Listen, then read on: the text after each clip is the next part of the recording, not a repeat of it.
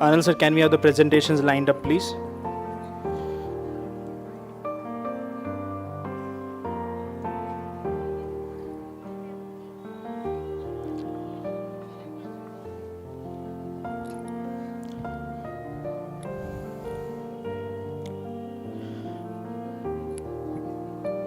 Ladies and gents, once again, welcome back to this post-lunch session as we continue with our paper presentations. We had one paper presented from St. Genevieve School, and we are about to begin with the second presentations. Our judges are here with us, and so are our contestants.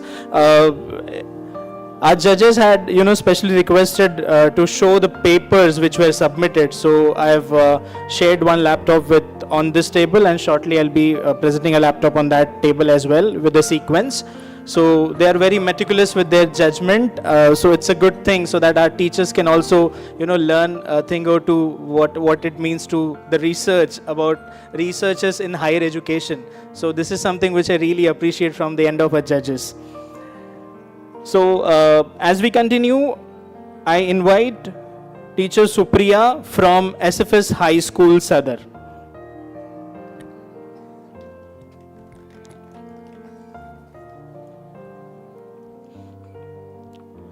Once again, quick instruction. We'll try to wrap everything up in 5 minutes time, and the 6th minute, try not to breach that mark so that we can just have 2 questions from judges.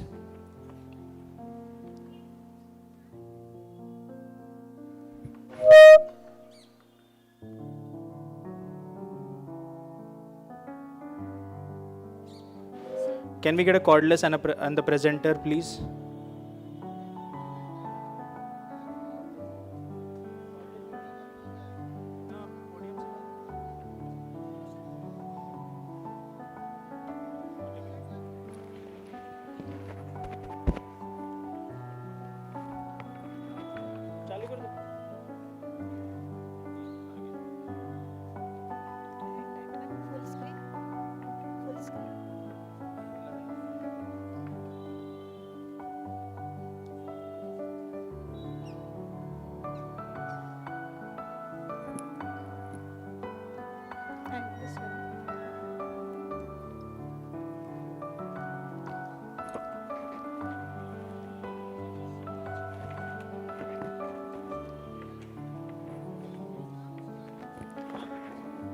Yeah, respected Reverend Fathers, sisters, my dear teachers, good afternoon to everyone, and all the dignitaries present over here, good afternoon to everyone. I am Supriya Kshetrapal, assistant teacher from the SFS High School and Junior College, presenting here a paper under the Teachers' Jubilee celebration in Teachers' Conclave Paper Presentation 2025. My topic for the presentation is Educational for Sustainable Development and Interdisciplinary Approaches in Achieving the SDGs Review. This is my flow of presentation. Now looking at the introduction here, so this is the Sustainable Development Goals. So there are total 17 Sustainable Development Goals which are interconnected with each other. These goals include here the poverty eradication, zero hunger, quality education, and reduce inequalities, climate actions, peace, justice, and strong institutions. Education here considered as a very considered as a catalyst for the Sustainable Development Goals. UNESCO Agenda 2030, including the agenda in 2015, here empowers the individual with a knowledge, skill, and virtues.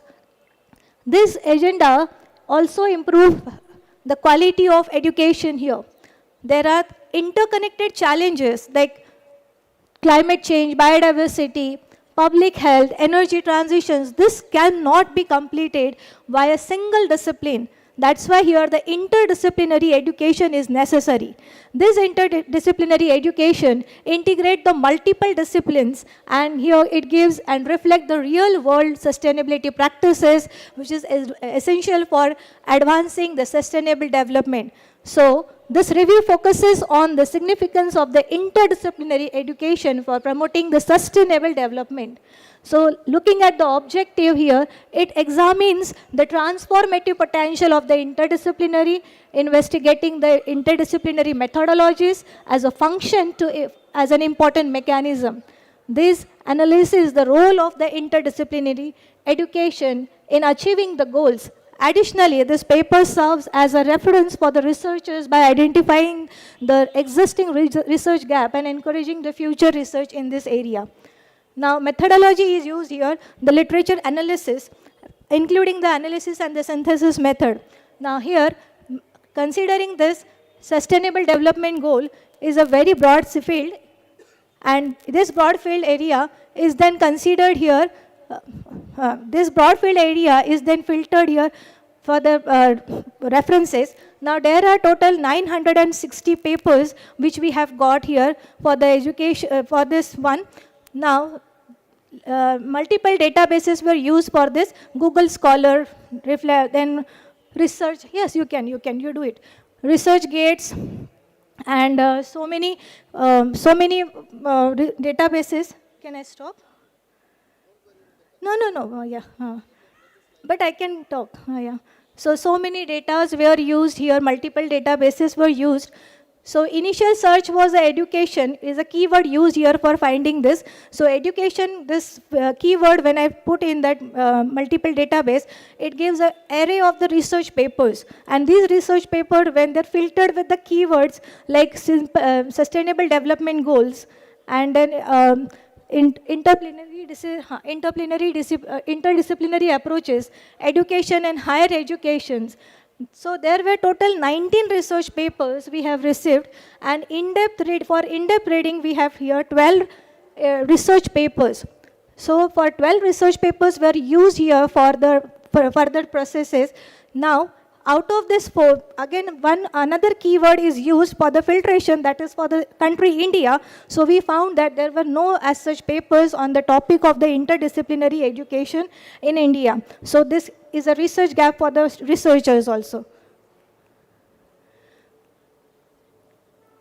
So UNESCO sustainable, that means UN Sustainable Development Goals have given a roadmap for the sustainable development and their transformative potential for this one, and it requires a solution. Now this solution is given by the traditional disciplinary method, but that is inappropriate to work on that. So that's why here some authors find that interdisciplinary method is very much required here. So out of this, another maximum of this authors, so Robert J. Dedham et al., he has defined here the discipline and the multidisciplinary and interdisciplinary fields.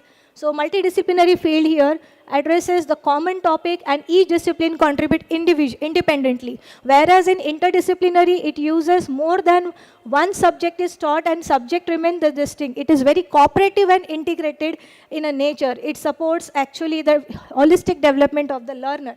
So the author here concluded that the interdisciplinary education for the sustainable development encourages the critical reflection on the purpose, values, and the goals of the education.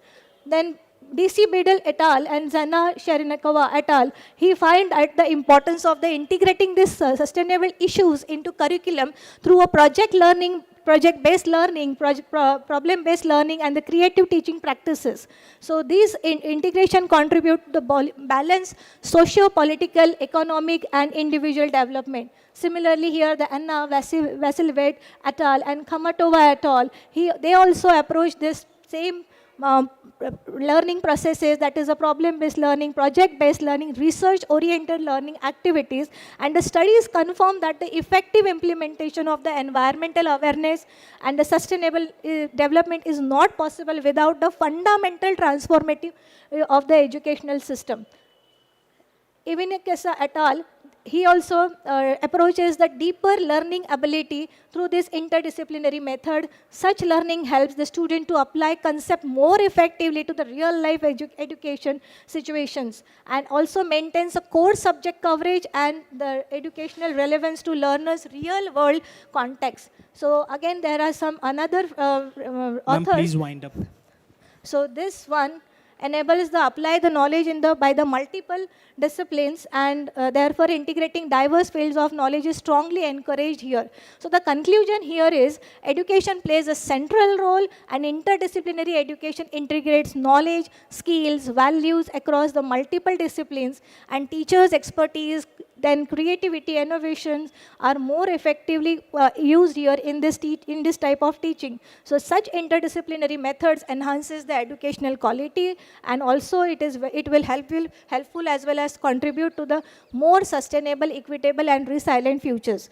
So these are the references I have used by doing the research literature review one, and I acknowledge here a special thanks to Archdiocese Board of Education, Nagpur Archdiocese, and to our principal, Reverend Father Prashant, SFS High School and Junior College, Sadar Nagpur. Thank you so much.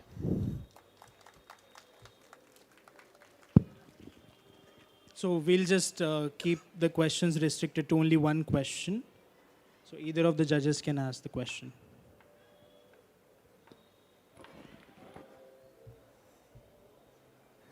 Hello. There were a total of 19 papers that were referred. And it's a review paper. This is a review paper. This is review that you're... It is not a review. It is related to all the topics what I have received from all the keywords I have placed. On which paper are your findings basically that you want to conclude here? And the other question is, are 19 references enough for a review paper? Actually, this first keyword, education, gave me 32,000 papers, so which is very a broad field. So that's why I gave here a keyword like sustainable development and education. So I found that then it is reduced to, and it is narrowed down to some little thousands. Again, I found that if I want to again do a interdisciplinary related work, so it again narrowed down, and higher education is also required, and the school education is also required. That narrowed down to 19 papers, and they are all from the other countries. When I again put one more keyword like India, so I found that no paper were presented here in a reputed Scopus and all journals. There was a one paper that is only a one conference paper that I have received, only one paper from India that was only a conference paper related with the NEP 2020, and no as such work was presented in an interdisciplinary work. So this is what I found our research gap for the researchers, those who want to do a research in this interdisciplinary work. So and again, the conclusion is that it is not from the one single paper, as I can say that it is a holistic, as you know that the sustainable development goal is a very wide, or we can say it is a very wide research area in which we know that it is a poverty eradication, then zero hunger, then clean energy, clean water, sustainable, then communities. Then again, we need here so many criteria, 17 goals are there, but all are interconnected with education. And this has to be done. This cannot be done with the thank you so traditional, much. Please wind up. traditional one. So hence we need here interdisciplinary work. Thank you so much all. Thank you so much, ma'am. Ladies and gents, that was teacher Supriya from SFS High School. Next up, we have Sir Prasanjit Singha from St. Genelli.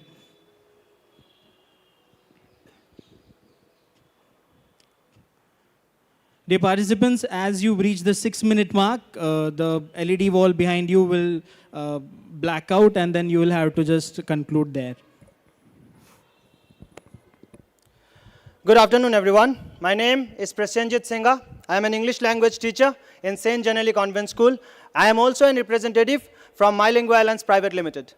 Today, I stand here to present my paper on the topic India's struggle with foundational literacy towards achieving the Sustainable Development Goal number 4.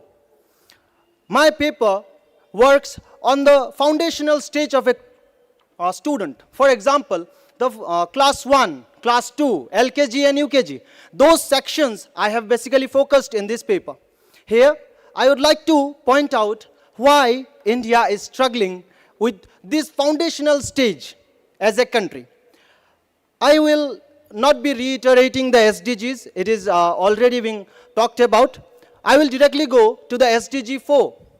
SDG 4 stands for quality education. And in India, we have worked very hard. Our government is working hard, yes, but we are still lacking behind when it comes to providing quality education which can actually produce some quality product. Why? When the report came out, the scorecard came out of UNESCO.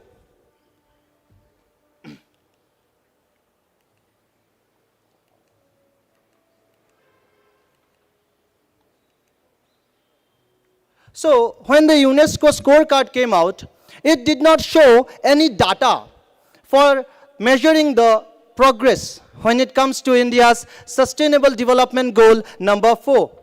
We have worked hard. We have increased the number of enrollment in our schools, but number of enrollment doesn't mean number of educated persons that is coming out from that particular period or particular foundational stage. Now, I would like to take you to Assam, where this guy, this fellow, his name is Jadav Payang. He is not formally educated. All he has is some higher secondary certificates. Nothing more than that. He is not even a big shot in Assam. But this guy, with his knowledge of environment, which he received with lineage, because he belongs to the missing community of Assam, he created a forest in itself, the Molai forest. He is also known as the forest man of India. Now, so books are not the only means of education. And India has worked hard when it comes to gender equality as well in the classrooms. And it has also identified 12 indicators to identify the progress in 6 SDGs out of the 17 SDGs that was mentioned in United Nations. However, we lag behind with our target of 46% in 2025. We have no data of how much progress we have made. In 2030, we are supposed to achieve 56% of literacy rate. 56% of the students coming out of class 2 should be able to read fluently. But we don't have any data of that either. However, when you compare the developed countries like USA, Japan, and with the Central and South Asian countries, we are lagging behind by 49%. That's a huge gap. Now, I would like to draw your attention to the ASER report, Annual Status of Education report. That clearly states that only 20% of class 3 students can read a book of class 2. That's a huge shame when it comes to our education system. Now, I would like to take your attention to the challenges that we are facing, which has caused this issue. Our classrooms are hugely packed. We have 40 students, 40 minutes, and 1 teacher. So per student, the attention that you can give is 1 minute. In class 1 and 2, if you are giving only 1 minute and maximum of 1.5 or 1.30 minutes, do you think you can teach a student how to read a book? I don't think so. We have to decrease the number of students. We cannot increase the period of the class, obviously, because the attention span of the student, that also matters. So what we have to do is decrease the number of students in a classroom. Then only a teacher can give equal attention to all the students. Next problem that we face is teachers training. Field Marshal Sam Manekshaw once said that professional competence comes only when you continuously keep learning, or the process of lifelong learning. Then only you receive the professional competence. Educational competence, you can get it from your books. You can clear some exams. But professional competence, that comes with your lifelong learning experience. That's it. And then a taste. Only after having a proper way of teaching, you can give a taste to the students. Do you think a class 1 and 2 student will be able to come to your class if you are rude to them? I don't think. You have to give them something that they're interested in. You have to give them the interesting food so that they can come, they will come back to the class every day. Otherwise, they will feel bored. So you have to keep giving them something that interests them, and they like to do those things. throughout activities, through activities only you can take the class. Then only they will come and attend your classes and our classes. In our traditional classes, we mistake taming for discipline. We tame our animals, not our students. We want them to be scared of us. When we enter the class, we want them to be silent. We want them to listen to us. They are not our animals, they are our students. We need them to be disciplined, but not tamed. So we have to clearly distinguish these two terms called taming and disciplining. The next point that we have heard in the keynote as well, Sir, please wind up. the realistic teaching. For example, you want to teach a student that we have to preserve the water because we have a scarcity of water. But if you just say that preserve the water, they will not be able to understand. What if you go to the student and when they are going for the lunch break, they go for washing their hands. When they wash their hands, what if you tell them that turn off the tap when you are using the soap or the hand wash? And once again, Sir, please wind up. Please wind up. yes. At the end, I would like to end with this request that my idea of it, that a student, I don't expect them to be good. I don't expect a student to be a bad person in the future. I don't expect a student to be a good person in the future. I expect the students to be a reasonable person in the future. Thank you so much. So when we speak of a quality education, do you think we need to create classrooms beyond grades? Beyond? Grades. Beyond grades. We can create, but we do not have that environment or scenario right now. We have to wait for that. We have to go step by step. If suddenly you go and ask class 1 to 5 to sit together and learn the same topic, I don't think they will be able to cope up. We don't have the environment and the feasibility, we have to check on that first. So for now, I think we can incorporate the classes, the system that we have. We can go step by step, and further in the future, we can maybe think of the idea that you have just provided. Thank you so much, Sir Prasenjit. Ladies and gentlemen, that was Sir Prasenjit from St. Genevieve CBSE School. Next up, we have Harshita Purohit and Angelina Francis from SFS School of Excellence.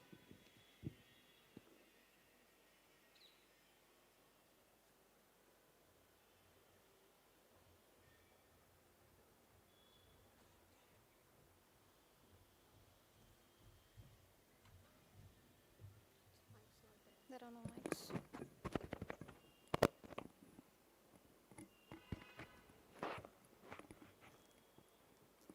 So good afternoon, everyone. My name is Angelina Francis, and my partner's name is Harshita Purohit. We are present here to present a paper titled Educating Gender in a Media-Saturated World, Adolescence, Feminism, and the Importance of Critical Media Engagement in School Education.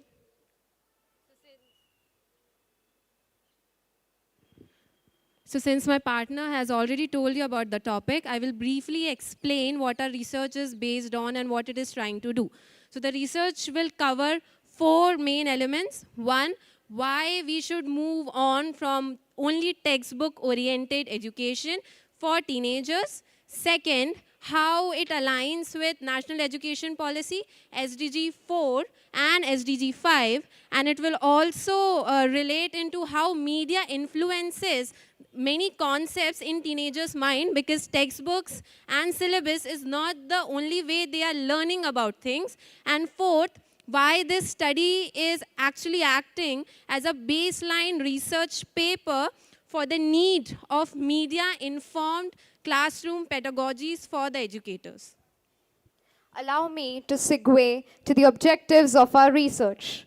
To introspect the influence of modern media in adolescence with regards to narrative building. Secondly, to analyze the need of media literate education in adolescence. And lastly, to provide baseline research for the need of developed pedagogy and training for educators in terms of media literacy. So I will be explaining the method and methodology as well. So the method that we are taking is qualitative research method. Why? Because it gives us freedom for us as interviewers and them as an interviewee as well. So we have a set of questions which are just, yeah. So these are the set of questions that we had in our hand while we were interviewing the teenagers aged between 11 and 17. It was semi-structured so that we had the freedom to ask them and they had the freedom to free flow their interviews, and we were very ethical in our research. We conducted research in a familiar setting so they do not get uncomfortable because these are minor children. And then we had proper consent and confidentiality that was taken from the school itself, and voluntary participation, voluntary audio recording that was then transcribed, and then we used the data for an analysis. Methodology that we used is based on feminist and media constructive framework. We have used Butler's performativities, Baudelaire's perspective on one is not born a woman, but made a woman through repetitive actions. And then we have also we have included Foucault's power discourse lens, which says that when a person in power says something, it becomes a narrative, and with the repetitive narrative, it becomes a normalized norm. And we have also touched upon Global South contextualization and why it is important to see history, power, resistant, and situate all these in social cultural realities. The discussion and analysis, we have already told you about framework alignment, beyond textbook, and SDG relevance, so we will not go through it again. Let's see what interviewees had to say when we interviewed. So K, 15 females, said that media narratives often normalize women as a gender, as a very weak gender. Then interviewee E, 14 male, critiqued how sci-fi novels are actually placing female characters just to be there for the hero representative, and the character is lacking a very needed character arc. Interviewee A, age 13, female, critiqued how anime female characters are not given significant character development arc. They are often present there as helpless victims, waiting for a male to rescue them. To summarize all the interviews, the children basically critiqued that rom-coms romanticize the idea of stalking, predatory behaviors, borderline illegal behaviors, which are very, very concerning. These were the questionnaires. And now to the main part, how modern media is actually representing women in general. As you can see, some politicians and actors had to say a lot about how a woman dressed and where the morality of women in general situates. And then also the book as well, which is written by a very famous author. If you can actually situate in a mind who is he, that would be like great. So basically, they both are saying that women's morality or women as a gender should dress in a certain way to be in a certain way, which according to our data, the children do not think like that. Then the modern media representation of women in social media. Through our qualitative data analysis, it was situated that teenagers are using a lot of social media, Instagram, Snapchat, and a lot of things, and there relies the alpha male content for alpha and Gen Z generation, where the alpha podcaster, Andrew, says that women love attention, only men love respect, and women should focus on nurturing their femininity rather than trying to be like men. And our children asked us then how to be a man in general. Conclusion is the three objectives that we pinpointed in the start of this analysis, we met them. We researched. We also find a huge gap in media literacy in educators themselves, because a lot of children were also not aware of the term feminism. Can you please? So most of the interviewees were unaware of the term feminism. They did not know what it was. Some of them thought they were mere movements. Please conclude, ma'am. Yeah, that was our conclusion.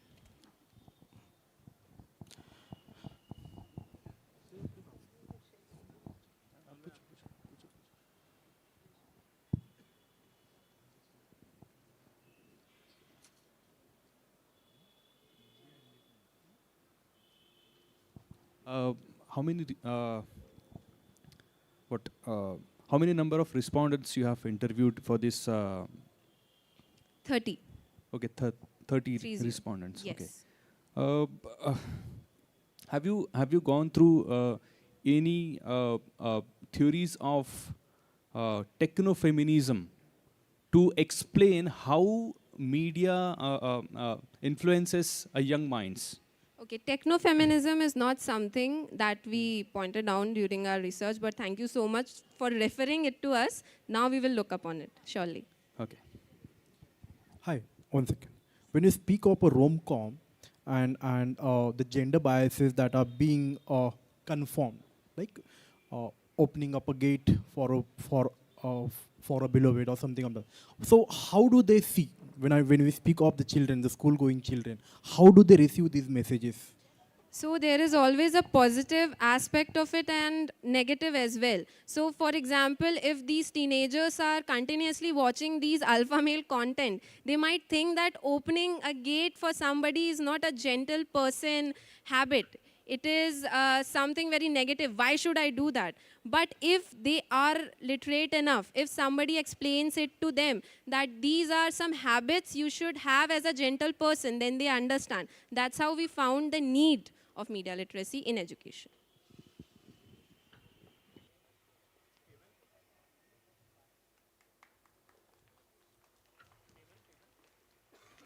Thank you so much, Ma'am Harshita and Ma'am Angelina. Ladies and gents, that was from SFS School of Excellence. Next up,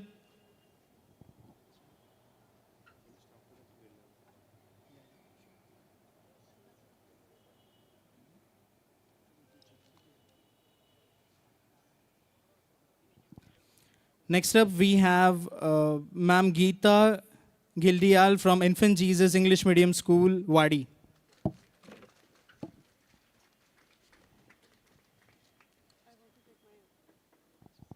Okay.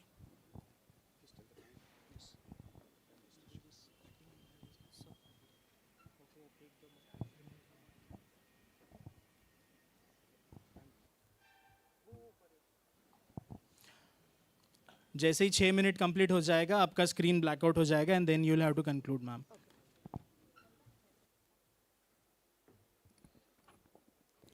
विद्या वृक्ष फल येत लोकहितकर सदा यस्य छाया समाश्रित्य भूभवति सुस्थिरा.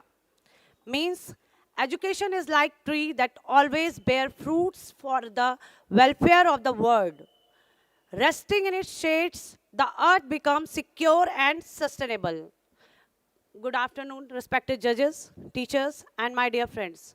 I am myself Geeta Ghildial, teacher of Infant Jesus School, Wadi. Now, today we all have assembled here to exchange our idea and brainstorming on very important topic which is becoming more and more relevant in today's time, that is education and sustainable development. Now I want to start my presentation by saying a beautiful quote. If we want a better tomorrow, we must educate today.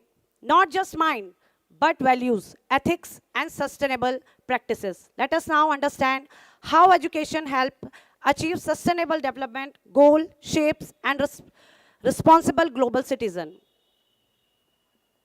So here you can see learning from nature for a sustainable future. Next.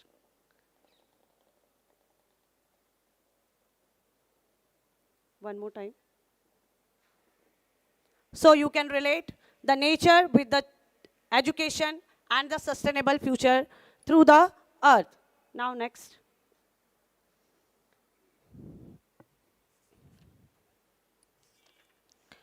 So first, introduction is there. Please, sir, take it back. Introduction is there that as we discussed, education is the foundation of sustainable development. And sustainable development ensure balance between nature, society, and economy. So here, from the morning, we are listening about sustainable development, sustainable development. Now, in a short word, I want to explain you what is sustainable development. The sustainable development means meeting present need without harming future generations. So, it focuses on environmental protection, social well-being, and economic growth.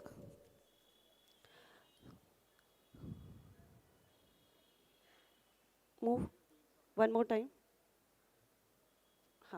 So from this diagram, you can see how sustainability make a balance in social, economic, and environment. So now after that, I would like to tell you what is the role of education. Now, education help us to understand nature scientifically. If we understand the nature scientifically, then we can use it for our benefits. Now, understand, protect natural resources. Nature give us abundantly so many things. Just we have to use it wisely.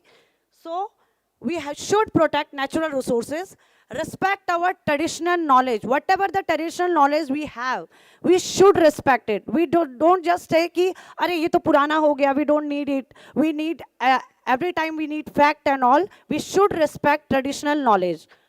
And we practice sustainable living also. Now, here comes my presentation hero, the plant Ashwagandha. So, in Sanskrit, it means the smell of horse. And its scientific name is Vidania somnifera.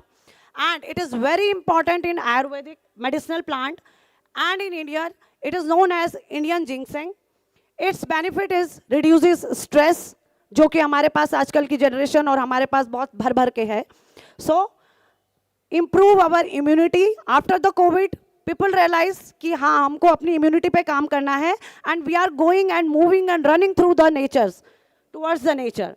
Now these are the health benefit of the plant, that it improve our immunity, that memory power, it improve our reduce pain, sharpen focus, memory power, boost energy level. So many medicinal benefits this plant is having. Now, objective of my study is to integrate education with sustainable development using medicinal plant as a learning resources. Now, to promote awareness among students about the role of medicinal plant in health and well-being, we can promote awareness among our students also. Now, in our home also, if we are having cough and cold, छोटे से छोटा बच्चा भी जानता है कि mummy अभी तुलसी और अदरक को मिला के चाय बना के हमको पिला देगी. So small children know the benefits of the medicinal plant, but we are not aware and we are not promoting it towards our student. So we should do. Now, to link the study with relevant sustainable development goal. Now please move forward. Now, methodology. I approaches the data sources and connection of education and sustainable development using medicinal plant as the main learning tool. Now, question comes in your mind, why I choose the plant, this plant only? Because it has a proven medicinal value, it support eco-friendly cultivation, and it contribution for rural livelihood. People, those who know the value of this plant, they are economically and financially dependent because of this plant. Now next. Now for the data collection, I choose primary sources and secondary sources. For the primary sources, I observe this medicinal plant in the nurseries and garden and in the internet. And second, in my family also, many people are taking the supplement of these plants, like powder of that ashwagandha, and I interact with those people, that how and why they are using this. Ma'am, please conclude. Okay. Now, so my findings are medical relevance. As I told you, there are so many benefits of this plant that it boosts our immune system, reducing stress, and it has environmental sustainability. It can grow in the low water maintenance, minimal fertilizer, and adapt in varied type of soils. Now the conclusion is that even one single medicine plant can contribute in health, environmental conservation, and sustainable livelihood. Now at last, by concluding my presentation, I would like to say, educate with purpose, lead with vision, build a sustainable future today. Thank you and have a nice day.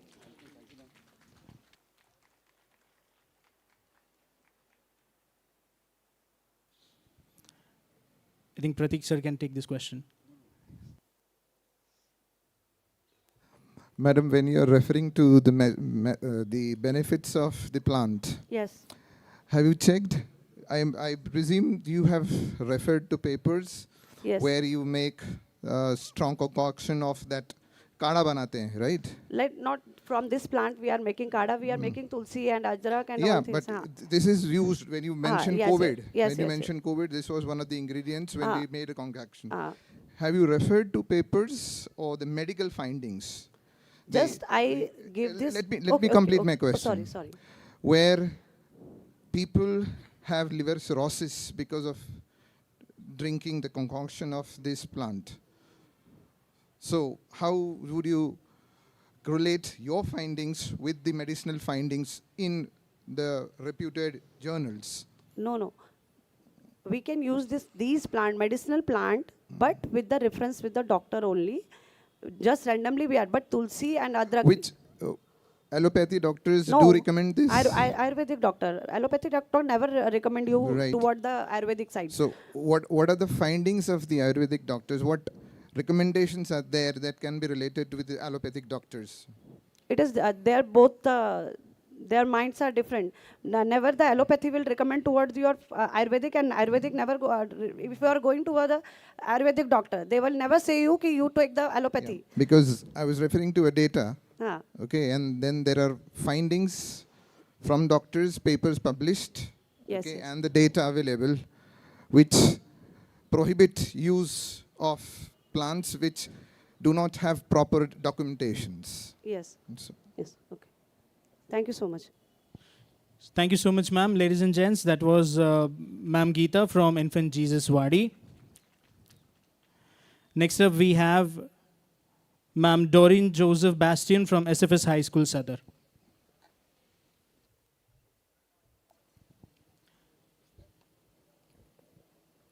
A very good evening, ladies and gentlemen, respected fathers, sisters, to all respected teachers and esteemed judges. So the title for my paper presentation competition was Use of Technology in School Education Towards Sustainable Development.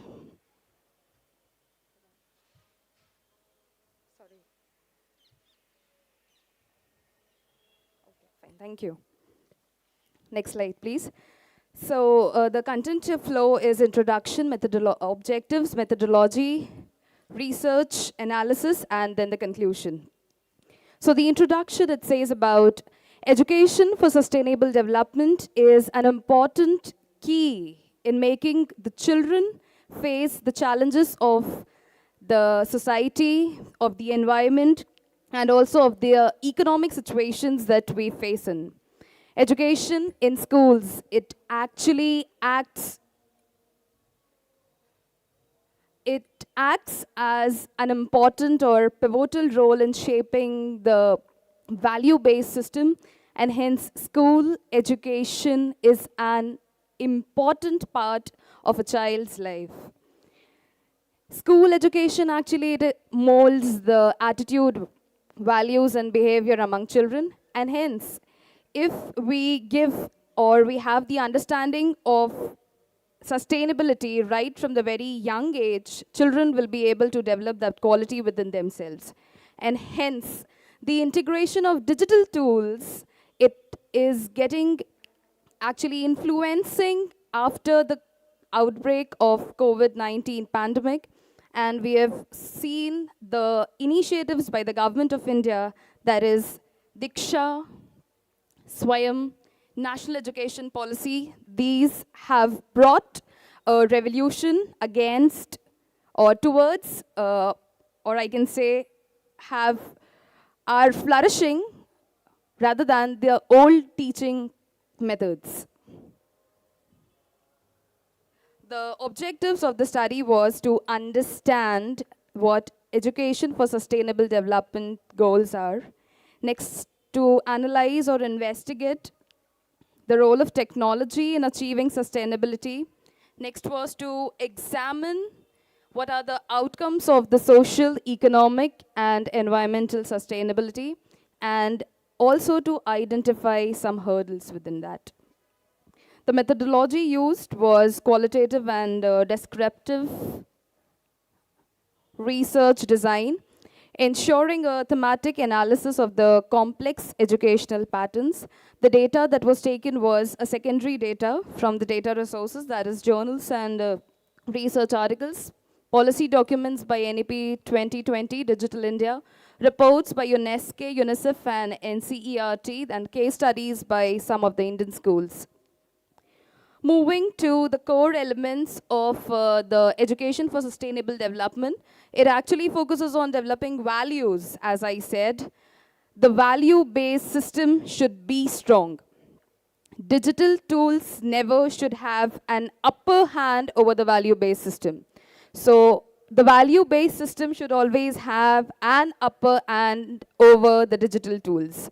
Both can work or both can go hand in hand, but there should always be morals in us. We should never forget the ethics and try to be human. The dimensions of these EDS, or the Education for Sustainable Development, the first aspect was environmental. As we all know that environmental consumption is increasing day by day, and hence this digital learning, it reduces the paper consumption that we have, the worksheets, the assignments. So naturally, when we reduce that and move to the digital side, we are going to have a consumption of the a conservation of the environment, the provision of e-books and online assignments. Digital researchers help us to save the paper and reduce the waste. The picture here, it tells us about how the traditional learning has been shifted to the digital learning system, wherein the usage of books has been replaced by notes, that is digital learning. The e-content that we have gives a better understanding and explanation for the particular topic that we are dealing with, because we all know that pictorial presentation helps children to learn more. Visual aspects becomes more clear rather than reading. And also it will reduces the weight of the bags that they carry on their shoulders every day. So it could be a good option, traditional learning, switching to the digital learning systems. The figure, it illustrates the comparison between the traditional paper-based learning and the digital learning systems, highlighting education, reducing paper consumption through e-books, online notes, and digital assignments. So also to add on this, virtual labs and simulations can also minimize the usage of the physical and chemical materials, promoting eco-friendly environment. The next aspect is the social aspect that brings about or bridges the gap between the rural and the urban India, focusing on the coordination between the rural, and that is inclusiveness, bringing in the society. And the third was the economic aspect, leading to training the students to have or settle in an economic system. The key findings were the usage of interactive videos, animation, simulations, the paperless classrooms through Google Classrooms, Teams, recorded lessons and e-content for the slow learners. It could be of great help because according to their pace, they can switch to that if we give them the access for that. Ma'am, please wind up. Yes, sir. Thank you. The challenges faced was the limited infrastructure in rural areas, lack of teacher training, unequal internet access, and shifting of method from the traditional way to the new teaching methods, that is digital learning. So the conclusion was of my paper presentation was that the training of teacher is an important it plays a very important role. Next was the students developed sustainable skills, and also they developed the competency-based learning. So for that's all. I conclude. Thank you. Thank you.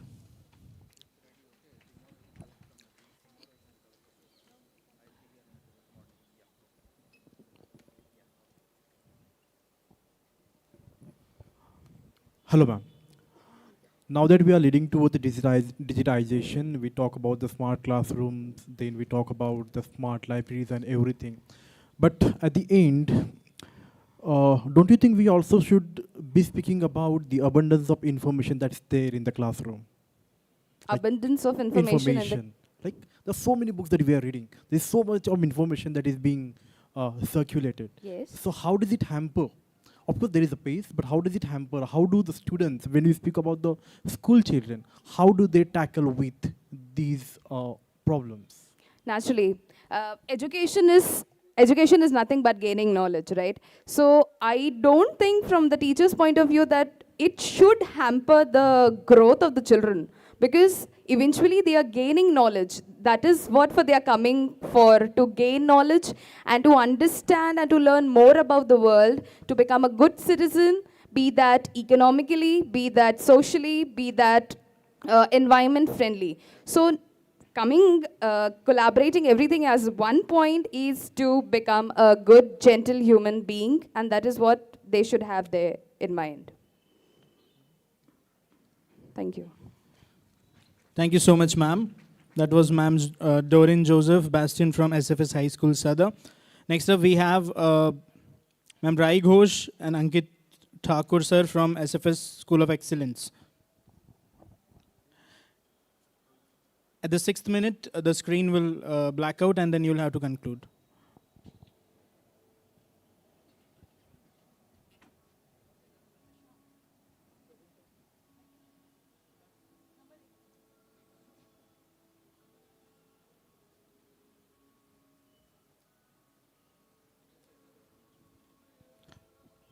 Number 9, Anil, sir. It's number 8.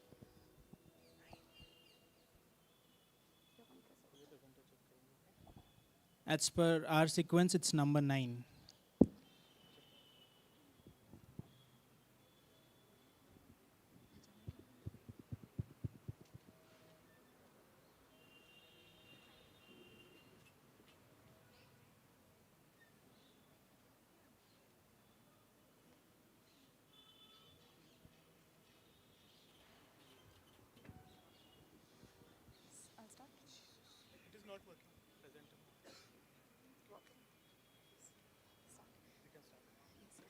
Good afternoon, everyone.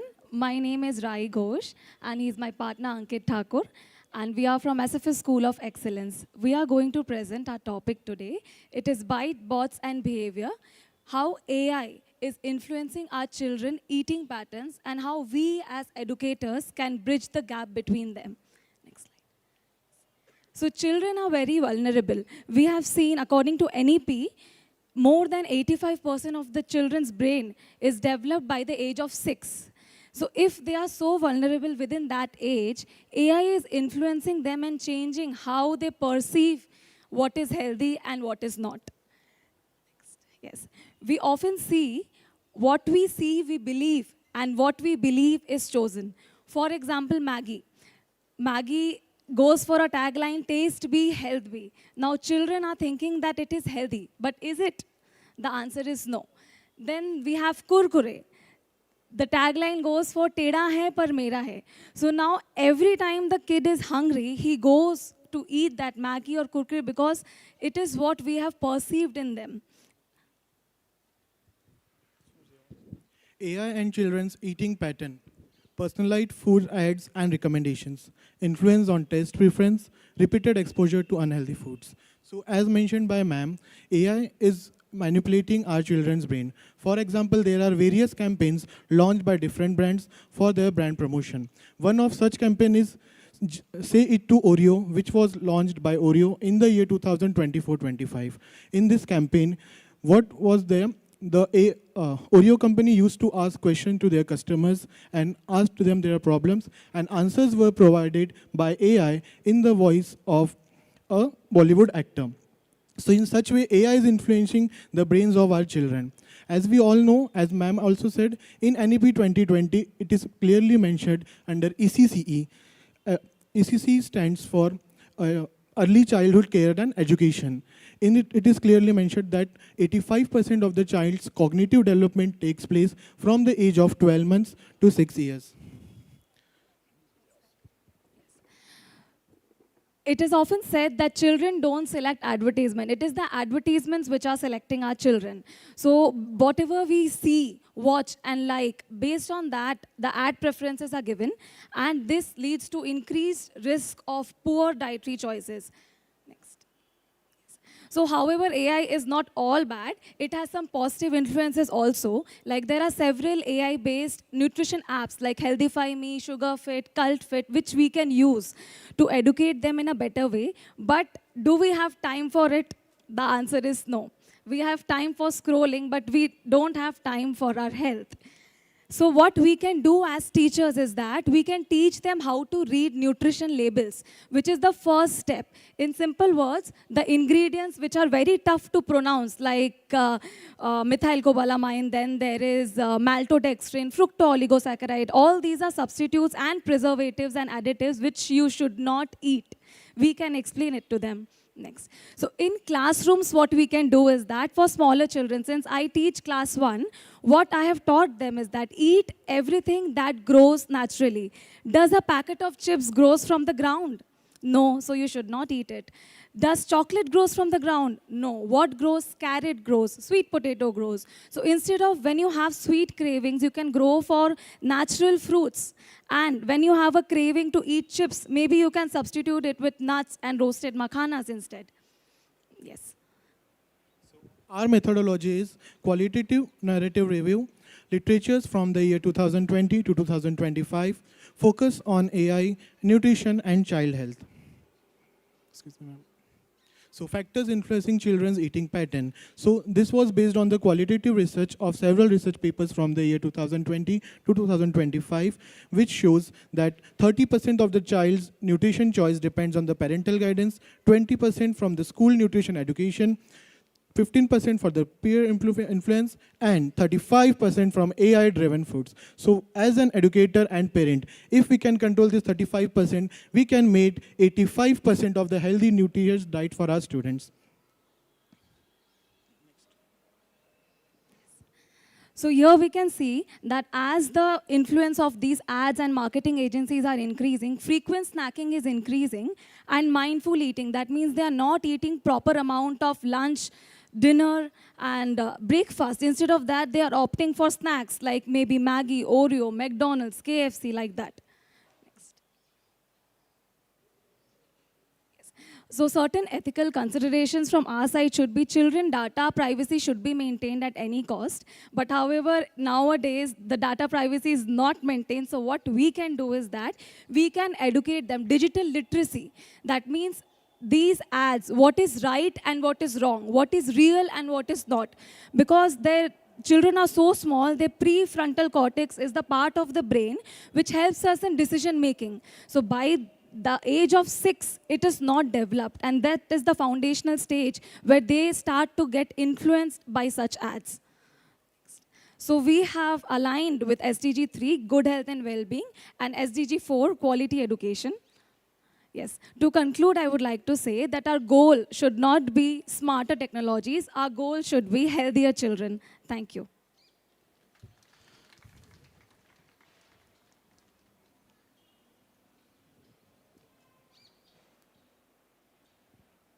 Hello.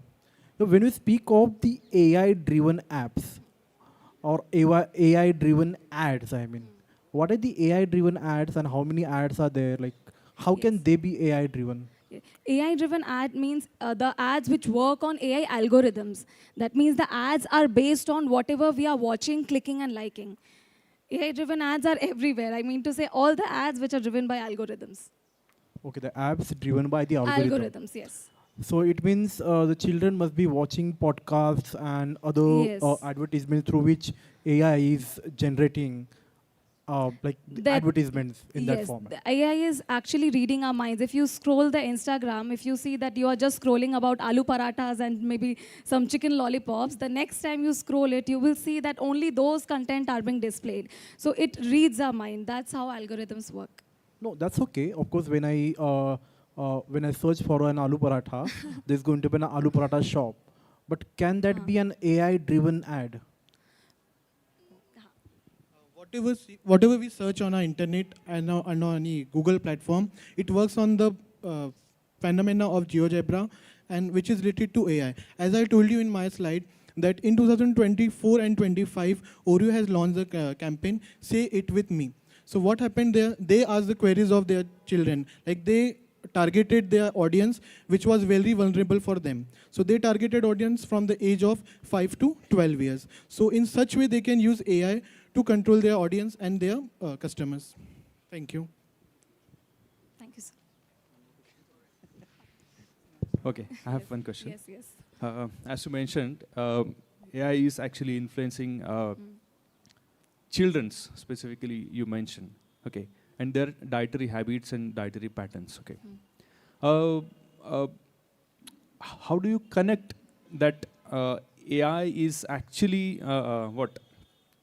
Framing our dietary habits and Yes. dietary patterns? Or don't you think that it has a relationship with a socio-economic condition of families?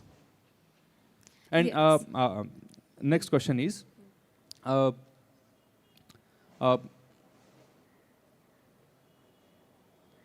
what?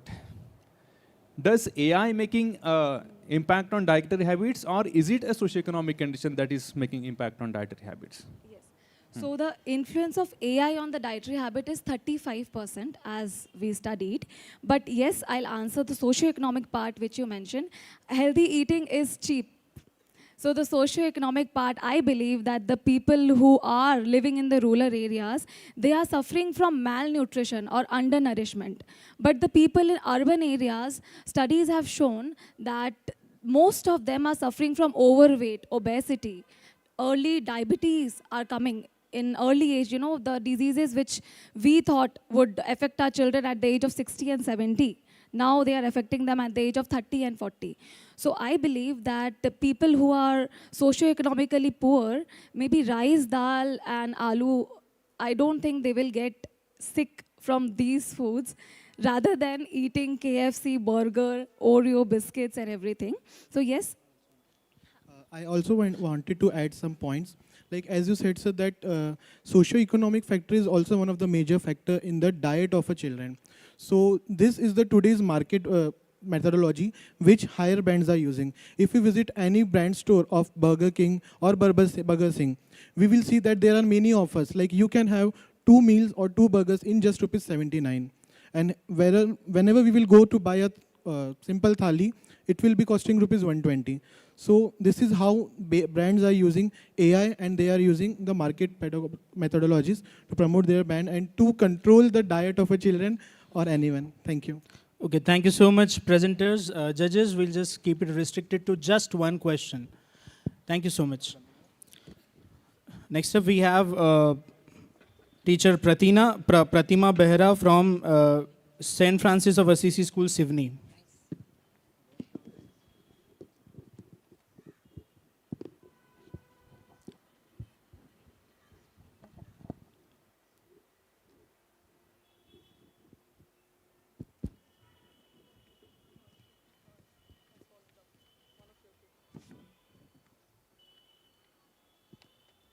A very good afternoon to Reverend Fathers and Sisters, honorable judges, esteemed teachers, and respected dignitaries.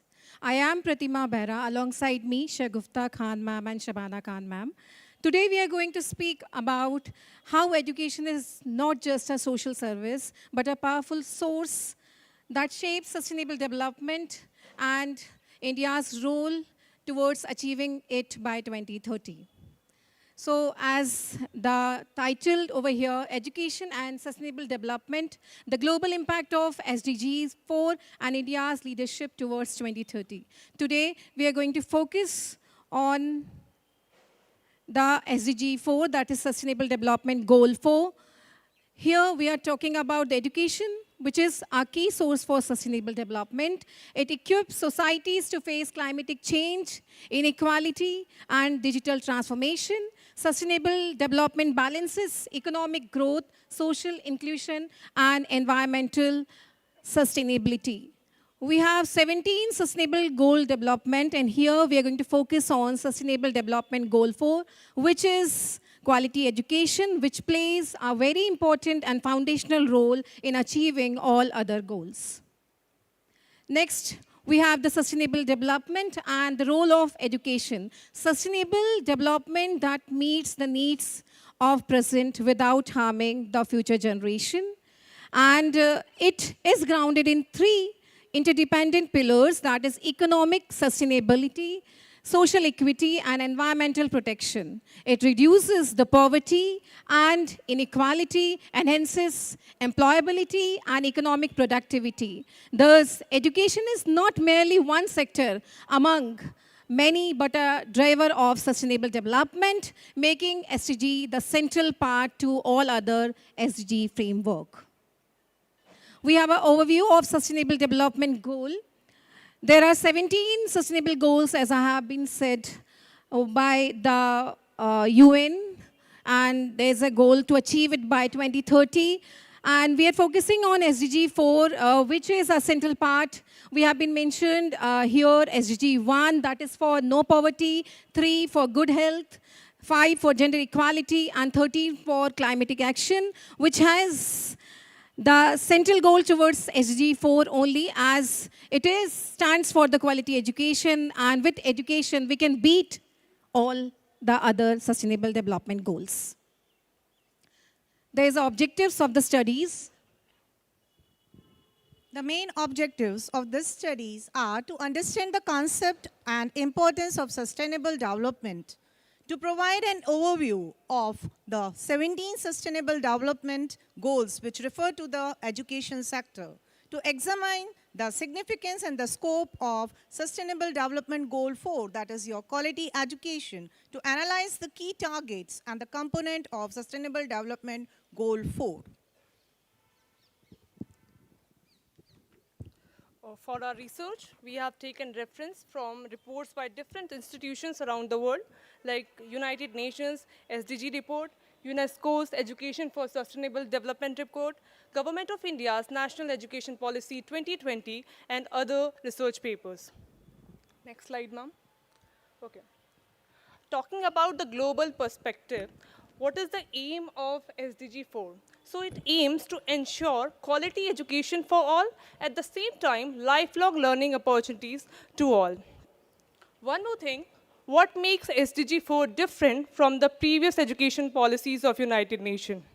So the previous education policies, they were solely focused on providing education, making education accessible, but this SDG 4, it not only works for the accessibility of education, it also works on equality, skill development, lifelong learning, and especially quality education. So we have key targets. There are 7 key targets enlisted over here. We will have a short discussion on the first 2. First, we have universal free primary and secondary education.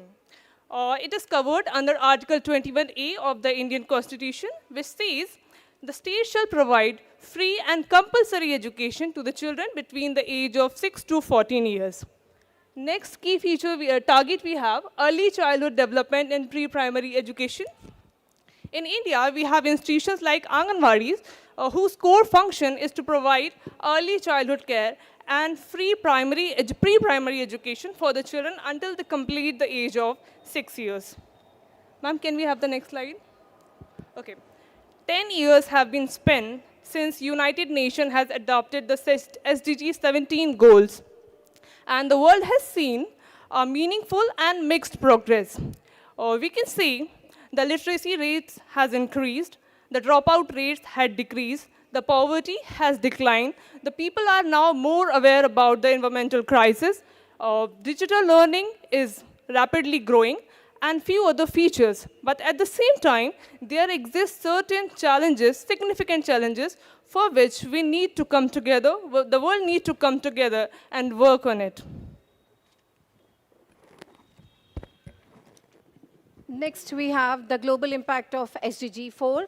That is to improve the school enrollment and literacy rates. So we have to enhance the literacy rates in India, encourage inclusive education and marginalized education, and it also have Ma'am, the please UNDP conclude. SDG reports, yes sir, UNESCO publication on education, and also we would like to focus on few of the policy which is being brought out by our government of India, that is Samagra Shiksha Abhiyan, that is for the students to provide them the complete education, that is from preschool to the class 12th. The next will be NEP 2020, which is focuses again in the quality education.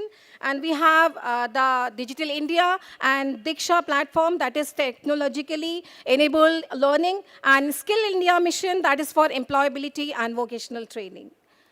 Thank you, And- ma'am. Yeah, thank you so much. Judges, just one short question.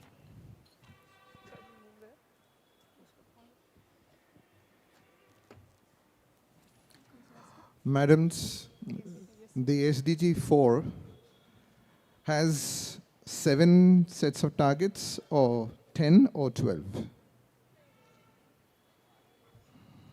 So we are aware of the 7 targets which we have enlisted in our Yes, you mentioned 7. But then there are 10 targets. Why were the 3 excluded? because we found them more connected towards education, and our presentation is more focusing on sustainable development and educational and the impact Madam, of education. all 10 targets do point out to sustainable development. Sir, in our research, we have been gone through the 7 targets, and we definitely will go with the rest of the 3, which we have been left out in our presentation. Yes. Thank you so much, ma'am. Ladies and gents, that was St. Francis of Assisi School, Sivni. Next up, we have St. Peter's School, Bhandara, Ma'am Harshada and team.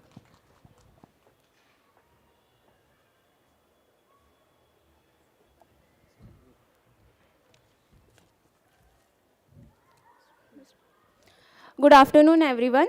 Myself, Mansi Kuranjikar. I am a robotics instructor in St. Peter's School, Bela Bhandara, and my co-author, Harshada Karyamore.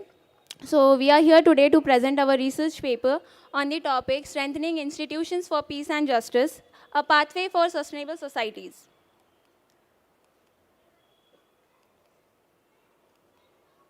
So when we talk about the SDG, there are 17 goals, but here we are mainly focusing on SDG 16, which focuses on building peaceful and inclusive societies. This goal highlights that corruption, injustice, and weak governance can slow down a country's development. And it recognizes that development cannot be sustained in the presence of conflict, injustice, corruption, or weak governance. Moving ahead, here are the different goals which is provided by UN. The aim and the objective of our study is to examine the importance of the peace, justice, and strong institutions in promoting inclusive governance and sustainable development. Here, we aim to understand the importance of peace, justice, and strong institutions in sustainable development. The objective of our study is to understand SDG 16 concept and also examining role of institution, identifying challenges and suggestions which can improve peace and justice in the institutions. Apart from that, when we talk about the research, here we have taken structured questionnaires for 50 students of the higher classes, where we have taken the questions related to SDGs, which is related to peace, justice, and what is the perceptions of the students who are there and what they feel about justice in the schools and the institution. Over to Harshada. Okay, we will go with this. According to this study, we observed many students were unknown to civic awareness. And from the observations we got, show that the students of higher classes have perception in their environment, and there is a strong belief in justice and fairness. There is a trust in institution in moderate to high, and for observation. No. Okay. However, civic awareness among students is found to be average. They are not aware of the civic awareness. On these observations, we found that most of the students feel safe and experience a peaceful environment in their school. Students believe that they are treated fairly, which reflects confidence in existing system. Trust in institutions such as schools and local authorities is moderate to high. Based on these observations, you can see as the pie chart is given, from that 50 observations, we have drawn this conclusion. Now, the suggestion based on this are, I am going to suggest the things which will be observed on this basis. Schools should integrate structured civic education program into the curriculum, and students should be encouraged to participate in school councils, debate, and mock parliaments. Students should also be given platforms to express their views on fairness, discipline, and appropriate punishments, which help them understand justice in practical way. Awareness programs with institution representatives should be organized along with peace buildings and conflict resolutions activities. Digital platforms can be effectively used to spread awareness about SDG 16. Next slide, please. Conclusions. Okay, on this base, we have concluded that positive perception of students was on peace and justice, and civic awareness is comparatively low, and SDG 16 requires informed citizens, and education plays a key role in providing this civic awareness and peace and justice to the student. On this basis, we conclude our presentation, and now, please, questionnaires.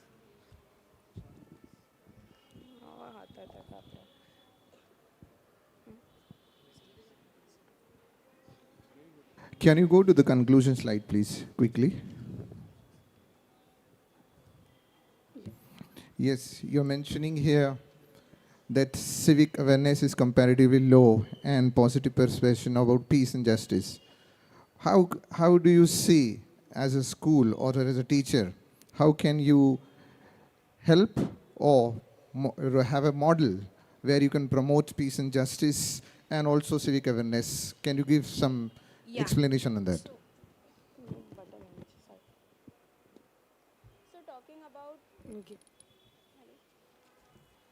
So talking about the awareness and peace, what we can do is we can just do some practical sessions. We can just teach the students with the help of.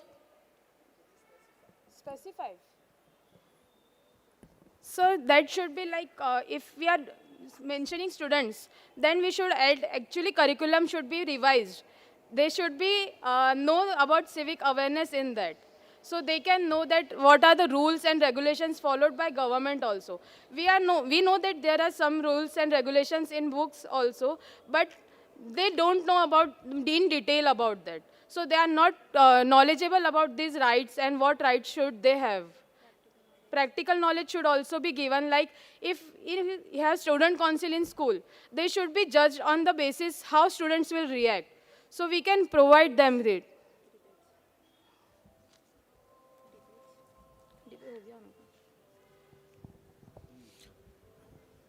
Thank you so much, dear teachers. Ladies and gentlemen, can we please have a round of applause for them? Despite the technical glitches, they kept on continuing with the presentation. We're only left with the two presentations now. Up next, we have Ma'am Raina Pantavne from St. Joseph's Convent Senior Secondary School, Fetri.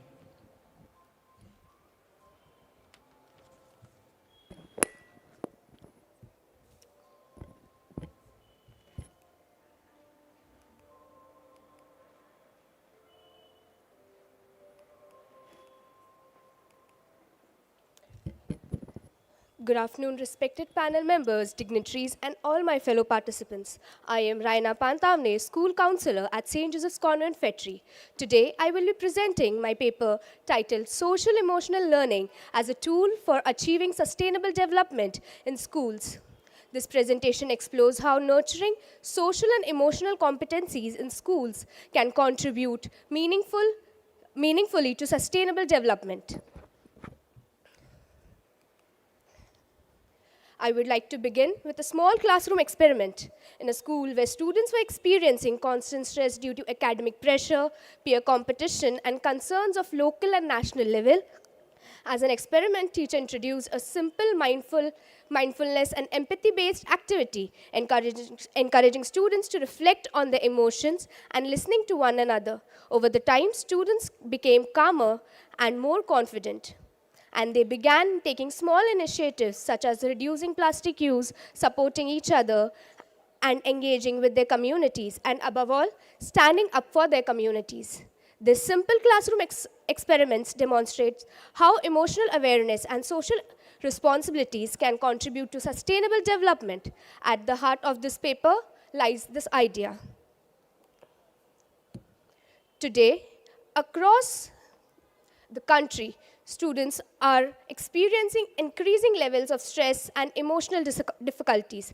Alongside this, issues such as social inequality, lack of empathy, and ethical insensitivities continue to challenge societies. Sustainable development, therefore, requires not only economic and environmental solutions, but also emotionally and socially responsible citizens. School serves as a crucial space for nurturing this holistic development. Social emotional learning refers to the development of social emotional intelligence, empathy, and ethical decision-making abilities. It includes 5 core competencies: self-awareness, self-management, social awareness, relationship skills, and responsible decision-making. These competencies enable students to understand themselves, relate positively with others, and make thoughtful, ethical choices. Social emotional learning directly contributes to several sustainable developments. It supports Sustainable Development Goal 3, focuses on good health and well-being by promoting emotional regulations and resilience. It strengthens Sustainable Development 4, quality education, by improving engagements and learning outcomes. Social emotional learning also advances Sustainable Development 5 and 10 by fostering empathy, inclusion, and respect for diversity. Finally, it also contributes in Sustainable Development 16, nurturing peace, ethical decision-making, and responsible citizenships. Role of school and teachers. School plays an central role in shaping students' values, attitudes, and citizenships. Teachers, in particular, act as emotional role models by creating emotionally safe learning environments, modeling empathy and ethical behavior. Teachers help students to internalize social responsibility and cooperative values essential for sustainable societies. In the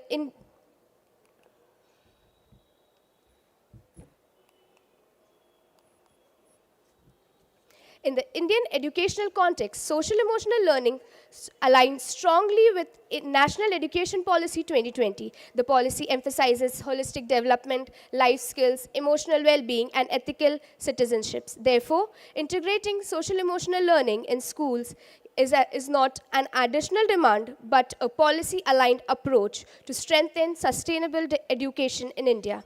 Before I conclude, I would like to share an example on how we can make it in practical of social emotional learning in our classrooms. Walk in their shoes. Students explore real-life situations such as farmer facing drought, a child without clean water, or an animal losing its habitat. They reflect on how they feel and what small actions they could take. This activity builds empathy and responsible decision-making while linking directly to Sustainable Development Goal 13 on climate action and Sustainable Development Goal 15 on life on land. It helps students to emotionally connect with sustainability rather than seeing it as an abstract idea. Finally, to conclude, sustainable development begins with emotionally intelligent individuals. Social emotional learning provides the foundation for building sustainable, inclusive, and ethical, responsible societies. Schools, therefore, are not just centers of academic learning, but also agents of long-term social change. Thank you. Just one quick question, please. Hello. So how do you propose it as a module? Like, have you developed modules, and Yes, did you apply them? For example, I take life skills in 9th and 10th standard. So what we do is we give them real life situation. How will you handle it? Or how will you react as an individual? And also as a society. Where do you stand? And what do you think should be your appropriate reaction towards the situation? Thank you so much. Thank you so much, ma'am. So we have the last presentation now by teacher Prachi Mishra and team from St. Peter's School, Bhandara.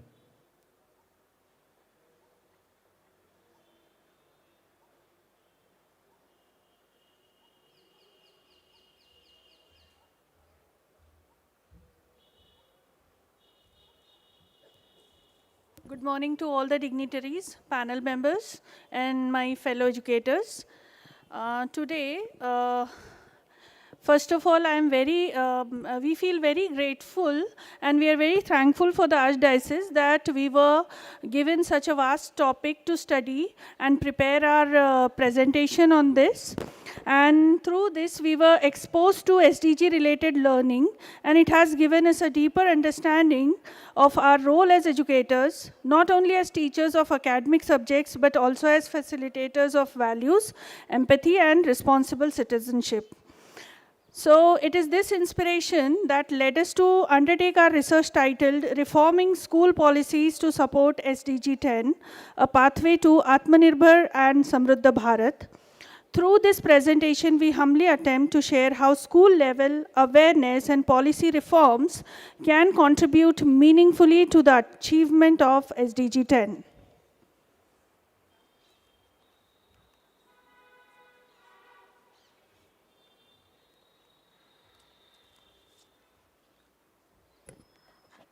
As you can see on screen, there are, these are the SDG 10 sub-goal, or we can say target sites. We have chosen for our studies the first three, because these area or these sectors only we can intervene by through our education system. The first is to reduce income inequalities. Second one, promote universal social, economical, and political inclusions. And third one, to ensure the equal opportunities and end discrimination. These other 7 are too important, but as being educator, we can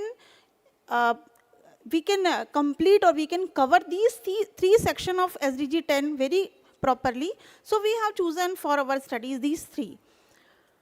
Our focus on the first 3 targets, that is based on the income growth of bottom 40%. Our presentation and research studies primarily focus on the first 3 targets, that is sustainable development goals, as the targets are most directly connected to the role of school and education system. The first target emphasizes achieving the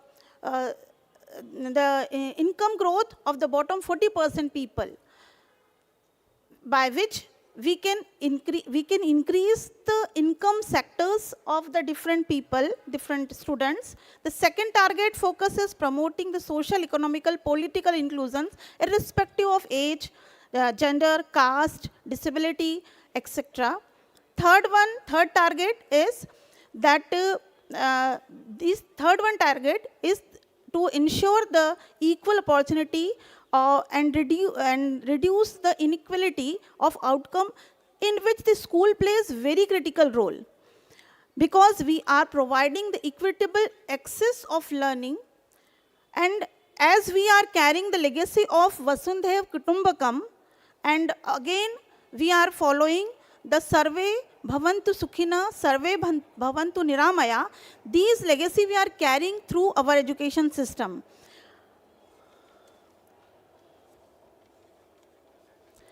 Now we have to see in aspect of India, why the SDG 10 goals are important for India. Although India has achieved substantial economic growth, but inequality remains one of the biggest challenge.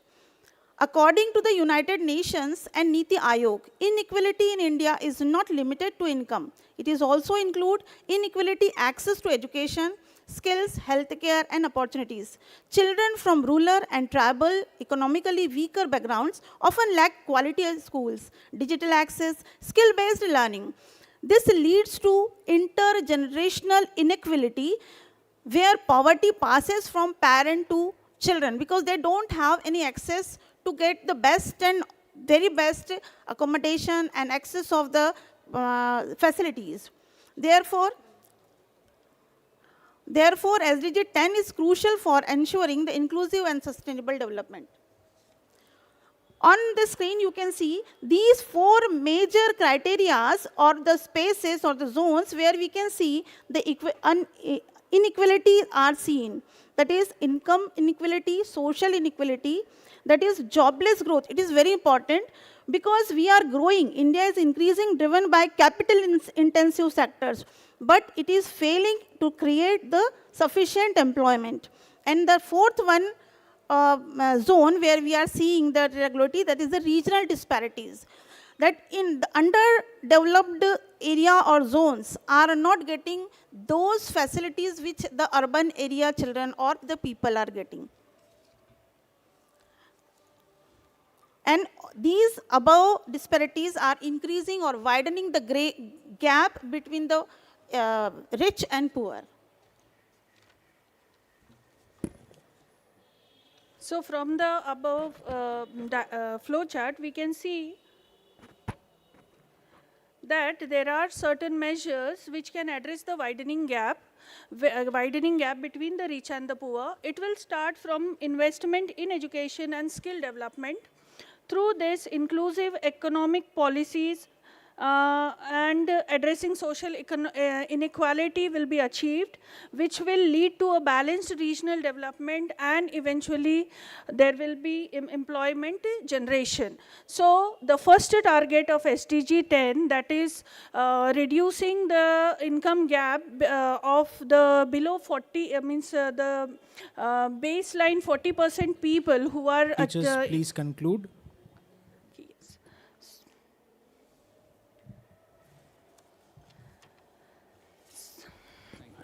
Sorry, we could not complete, but at the conclusion, I would like to say that SDG 10, actually it focuses on reducing the income inequalities in India, and we can achieve that through a very grassroots level if we spread the awareness regarding the sustainable goals in the children, and we also try to implement the financial literacy, vocational training and skill-based education. Then we can achieve the goal of Atmanirbhar Bharat and Samriddha Bharat. Yes, thank you. Thank you. Just one quick question, judges.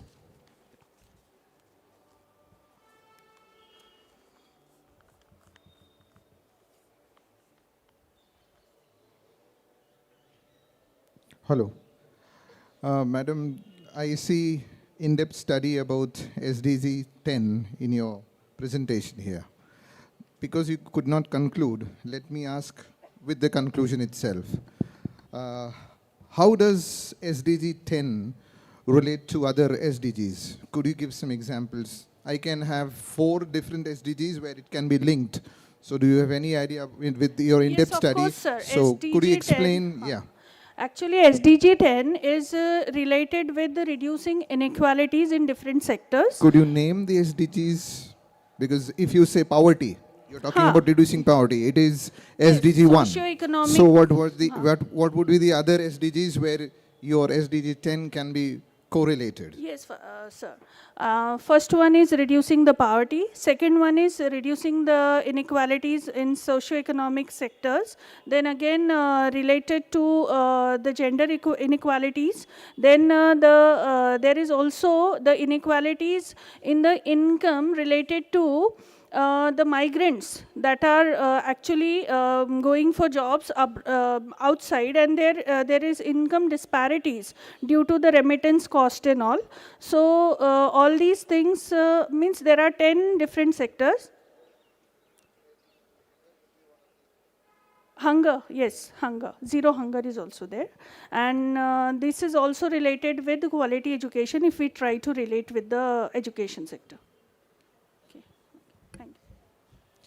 Okay, thank you so much, dear teachers. You have done a lot of hard work, and with that we come to the end of the paper presentation. And since we run short of time, we wish to conclude this entire program in another 20 minutes, so please bear with us. And in that, we are going to serve you your refreshments where you are. We know you all are tired, your refreshments will be served. We have just few eminent speakers. We already had a Hindutva perspective in the afternoon, but we are just left with 4 perspectives, and there will be just 10 minutes, 2 minutes each the speaker is given. I request the dignitaries to kindly come on the stage and occupy their seats from the Sikh, Muslim, Bora and Christian community. Please, speakers, kindly, Father JP, kindly escort them to the dais. So we have with us first speaker from Jamatia, from the Bora community. That's Mr. M. Taha Bahahir, currently serving as a Murabbi at MSB Godra, please excuse me for the pronunciation, with expertise in Islamic jurisprudence and technology-enhanced teaching. So I take this opportunity to welcome him first. As he comes here and presents his perspective, let's give him a huge round of applause. So please.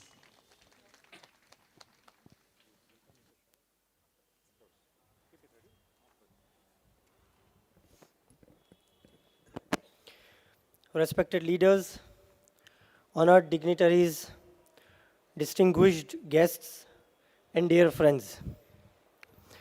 I'm deeply thankful to the Archdiocesan Board of Education, Archdiocese of Nagpur, for this meaningful invitation. Today's gathering reminds us that while our paths of worship may be different, our purpose is the same: peace for humanity. World peace is not only the absence of war, it is the presence of love, justice, mercy, and respect. Every faith represented here teaches these values in its own beautiful way. In Islam, peace is not optional, it is foundational. The word Islam itself comes from the word salam, which means peace. The Quran teaches that peace begins with the human heart and then spreads to the society. The Holy Quran speaks about Jesus Christ, peace be upon him, in words filled with humility and mercy. In Surah Maryam, Jesus says, Bismillahir Rahmanir Rahim, Wassalamu alayya yawma walittu, wa yawma amutu, wa yawma uba'asu hayya. This is a prayer for peace at every stage of life, at birth, at death, and in the life to come. It reminds us that peace should guide our entire existence. The teachings of Jesus Christ, peace be upon him, strongly reflect this same spirit. He said, Blessed are the peacemakers, for they shall be called children of God. These words remind us that peace is not weakness, it is strength. It needs courage, patience, and compassion. Islamic teachings also place great importance on mercy. Maulana Ali ibn Abi Talib, peace be upon him, gave us a powerful rule for peaceful living while he said, Ahsin ila man asaa ilayk. Do good to the one who has wronged you. These teachings invite us to replace anger with kindness and revenge with forgiveness. Imam al-Hussein, peace be upon him, taught humanity that peace must stand with justice. His life shows us that true peace never supports oppression. It protects human dignity and moral values. In our own time, this message of peace was beautifully lived by Al-Dail Ajal, Sayyidina Muhammad Burhanuddin Ridwanullahi alayhi, who was recognized worldwide as an ambassador of peace. His life was devoted to dialogue, tolerance, and education, and service to all people. This legacy continues today under the guidance of His Holiness Dr. Sayyid Ali Qadar Mufaddal Saifuddin, Tawwalallahu Amruhu Sharif ila Yawmiddin, who reminds us of a deep and simple truth. All creation is the family of Allah, and Allah loves most those who benefit His creation the most. When we see humanity as one family, peace becomes natural. Serving people becomes an act of faith. Helping others brings us closer to Allah. So Let please me conclude with a beautiful Quranic call that resonates beyond all boundaries. Wallahu yad'u ila daris salam.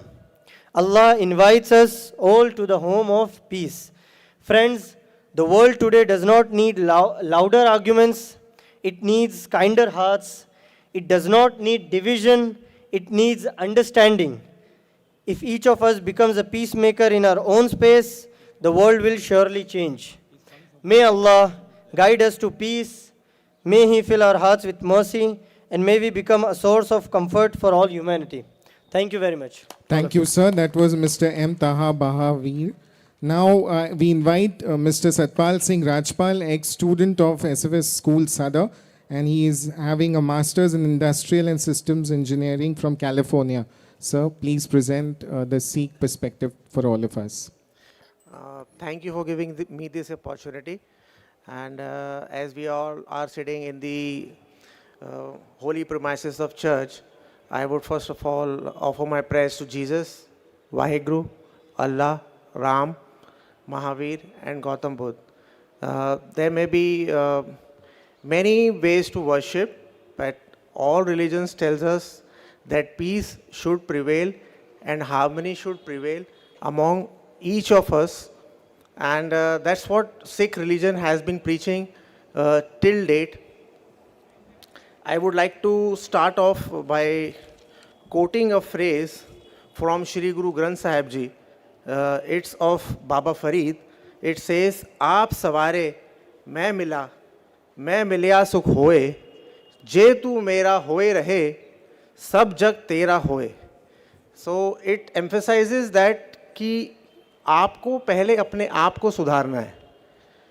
जो piece है वो आपसे ही शुरू होगी. अगर हम ही agitated रहेंगे और हम ही डिस्टर्ब्ड रहेंगे तो हम पीस की बात कैसे करेंगे. पहले हमें अपने आप को सुधारना है, फिर अपने परिवार को सुधारना है, फिर अपने नेबरहुड को, फिर अपने सोसाइटी को. देन ऑटोमेटिकली आप देखेंगे कि आपका समाज और आपका जो शहर है, आपका जो प्रांत है, जो आपका देश है, वो ऑटोमेटिकली सुधर रहा है. That's what the meaning of these beautiful lines are. And एक और बहुत उम्दा बात कही गई है श्री गुरु ग्रंथ साहिब जी में कि एक पिता एकस के हम सब बारक. We have one father and we are children of that father. मतलब कि हम एक पिता के सब बच्चे हैं, फिर हम आपस में क्यों झगड़ रहे हैं. ये बहुत बड़ी बात है कि मैं इससे पहले भी मुझे मौका मिला था यहाँ बोलने का. वो सेम बात मैं फिर से रीइटरेट करना चाहूँगा कि हम एक दूसरे को ये देखते हैं कि ये क्रिश्चियन है, ये मुस्लिम है, ये सिख है, ये ज्यू है एंड वॉट एवर, बट हम कभी भी ये नहीं देखते हैं कि ये हमारा भाई है, ये हमारी बहन है, चलो हम इनकी मदद करते हैं. या we should always be of supportive and always provide a helping hand. और मैं वहाँ बैठ के देख रहा था कि सारे टीचर्स एक एक करके अपने व्यूज़ प्रेजेंट कर रहे थे और जो भी उन्हें टॉपिक दिया था रिसर्च का, उसके ऊपर उन्होंने क्या क्या रिसर्च किया है वो सब प्रेजेंट कर रहे थे. तो मैं आप सब टीचर से यही रिक्वेस्ट करूँगा कि आफ्टर पेरेंट्स कोई सेकंड डायरेक्ट कम्युनिकेशन है चिल्ड्रन का तो वो टीचर्स ही है. तो पीस जो है हमें यहीं से, जो वेरी अर्ली स्टेज जो है बच्चों का, वहाँ से हमें उसे डेवलप कराना चाहिए. अगर वो सेकंड पॉइंट जो ऑफ कांटेक्ट है बच्चे का with respect to the society, it's that teachers. तो आप सबका बहुत इम्पॉर्टेंट रोल है कि एक पीसफुल सोसाइटी को डेवलप करने में, नर्चर करने में जो सेकंड पॉइंट ऑफ कांटेक्ट है, मैं स्कूल को ही मानूंगा.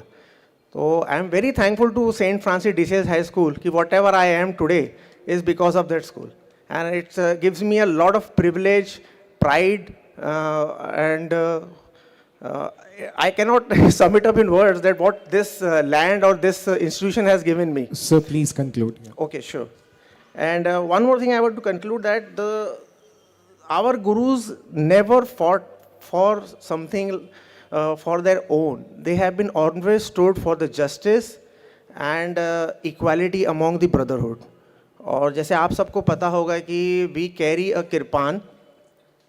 It's not called talwar, katar or any other weapon. It's called kirpan because वो किसी पे कृपा करने के लिए, किसी के बचाव के लिए या हमारे खुद के बचाव के लिए ही उठाने का हमें आदेश है. उसके अलावा हम उसको किसी और के ऊपर, किसी को और नुकसान पहुंचाने के लिए हमें उसे नहीं उठाना है. जब हमारे पे बन आएगी कि हाँ भैया अब इसकी निकालने की ज़रूरत है, हमें तभी निकालना है. तो आपने ये भी देखा होगा कि up till 5th gurus we have preached about equality, humanity and everything. लेकिन जब नौबत आ गई कि भैया अब हमें पीस को इस्टेब्लिश करने के लिए सामने वाले को समझाना पड़ेगा, तब हमारे 6th गुरु श्री गुरु हरगोबिंद साहिब जी ने 2 कृपान उठाई. एक का नाम था मीरी, एक का नाम था Piri. Miri to fight the battles and Piri for bhakti, shakti. और आपको जान के ताजुब होगा, जस्ट 1 मिनट, आपको जान के ताजुब होगा कि मीरी जो कृपान है वो छोटी है पीरी से. पीरी मतलब भक्ति की. दैट मीन्स भक्ति आपको सबसे ज़्यादा करनी है और अपने भाइयों और बहनों को प्रोटेक्ट करना है और आपको पीस इस्टेब्लिश करना है in your neighbourhood and surroundings. Thank you so much. Thank you, sir. In a short span of time, you touched upon all areas. We move on to Dr. Khwaja, the president of Jamaatia Islami Hind, Nagpur West. He's a practicing medical doctor. Sir, please present your views in 2 minutes.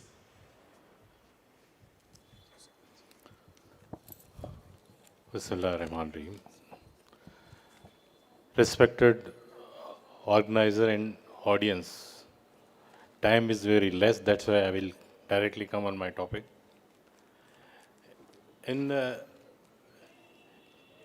इस समय में organisers ने world peace के बारे में सोचा है, ये एक बहुत बड़ी बात है. ये सिद्ध करता है कि आप लोग पीस के चाहने वाले हैं. ऐसे अवसर पर रिलीजियस स्क्रिप्चर क्या कहते हैं उनके बारे में मैं कुछ अपनी शुरुआत करके बात कहना चाहूँगा. कुरान कहता है, बिस्मिल्लाहिर्रहमानिर्रहीम, या अय्युहन नासो इन्ना खलकनाकुम मिन ज़करिन व उन्सा व जअलनाकुम शुअबन व क़बाइला लितारफू इन्ना अक्रमकुम इंदल्लाहि अत्क़ाकुम इन्नल्लाहा अलीमुन ख़बीर. कुरान कहता है कि ए लोगो, ए इंसानों, ईश्वर ने, अल्लाह ने तुम्हें एक मैन एंड वुमेन, मर्द और औरत से पैदा किया, फिर तुम्हारी ज़ात बिरादरी बनाई दी ताकि तुम एक दूसरे से डिफ्रेंशिएट किए जा सको, पहचाने जा सको. तुम में इज़्ज़त वाला अच्छा वो है जो ईश भय रखता हो और बुरे कामों से बचता हो, अच्छे काम करता हो. अल्लाह देखने वाला और सबकी खबर रखने वाला है. ये रिलीजियस स्क्रिप्चर जो कहते हैं, उसकी वजह से दुनिया के सारे इंसान अगर वो ऊपर जाते हैं तो एक माँ बाप की औलाद है, और अगर इसको फॉलो किया जाए तो दुनिया के सारे झगड़े ख़त्म हो जाते हैं और पीस ही पीस होता है. लेकिन हम ये देखते हैं कि ये इंसान ही एक दूसरे के जान के दुश्मन हो जाते हैं. बहुत दूर जाने की बात नहीं है. अभी 2-3 दिन पहले आप देखिए कि क्रिसमस के अवसर पर ही इस देश में कई इंसिडेंट्स, कई वॉयलेशन ऐसे हुए कि कुछ लोग अगर अपने धर्म के रिचुअल्स फॉलो करते हुए रोड पर निकलकर लोगों की को भलाई का संदेश देते हैं, लोगों से मोहब्बत का इजहार करते हैं, उनको मारा गया, नुकसान पहुंचा गया. ये चीज़ें कोई भी धर्म नहीं सिखाता, बल्कि हर धर्म की फॉलोइंग अगर हम देखें तो वो ये नहीं हो सकती है कि सिर्फ एक धर्म के लोग ही सबसे अच्छे हैं और बाकी सब लोग इंसान भी नहीं है, इंसानों की तरह उनके साथ में सलूक नहीं किया जा सकता.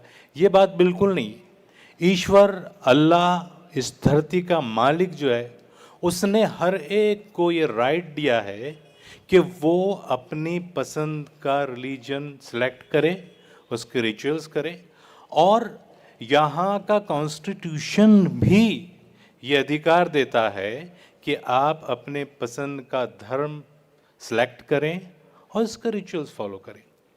इंसान अगर इंसान है, जानवर नहीं है, तो उसने इंसानियत पर रहना चाहिए, इंसानों को अपने जैसा समझना चाहिए। यही संदेश जो रिलीजियस स्क्रिप्चर होते हैं उनका है। आप सल्लल्लाहु अलैहि वसल्लम, हज़रत प्रॉफेट मोहम्मद सल्लल्लाहु अलैहि वसल्लम ने कहा है कि तुम सारे लोगों पर एक इंसान की जान हराम है, बगैर रीज़न के कोई किसी को कत्ल नहीं। अगर किसी ने बेवजह किसी को कत्ल कर दिया, समझ लो सारी इंसानियत को उसने कत्ल कर दिया। So please conclude. सो इस दुनिया में अमन, सुकून, पीस उसी वक्त आ सकता है जब हम अपने अपने रिलीजन्स की टीचिंग को फॉलो करें, उसका वायलेशन ना करें, अपने अलावा जितने भी इंसान हैं उनको इंसान समझे, उनसे प्यार करें। जिस तरह के अभी 2 दिन पहले हमने एक संदेश क्रिश्चियनिटी का देखा है कि यीशु कहता है कि सबसे प्यार करो। यही सॉन्ग्स लेकर हम चर्च के प्रोग्राम्स में होते, उसमें मैं सुन रहा था, उसमें कहा कि खुदा से प्यार करो, उसका एतबार करो।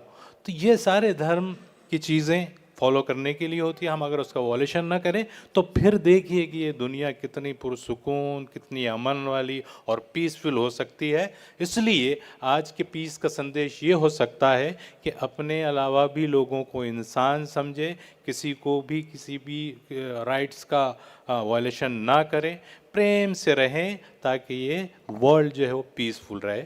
आप लोगों ने समय दिया, बहुत बहुत धन्यवाद। Thank you. Thank you, Mr. Khwaja. That was really spot on. Thank you so much. We have the next speaker, Reverend Father Balaraj Madanu. From the Christian perspective, he is going to address us.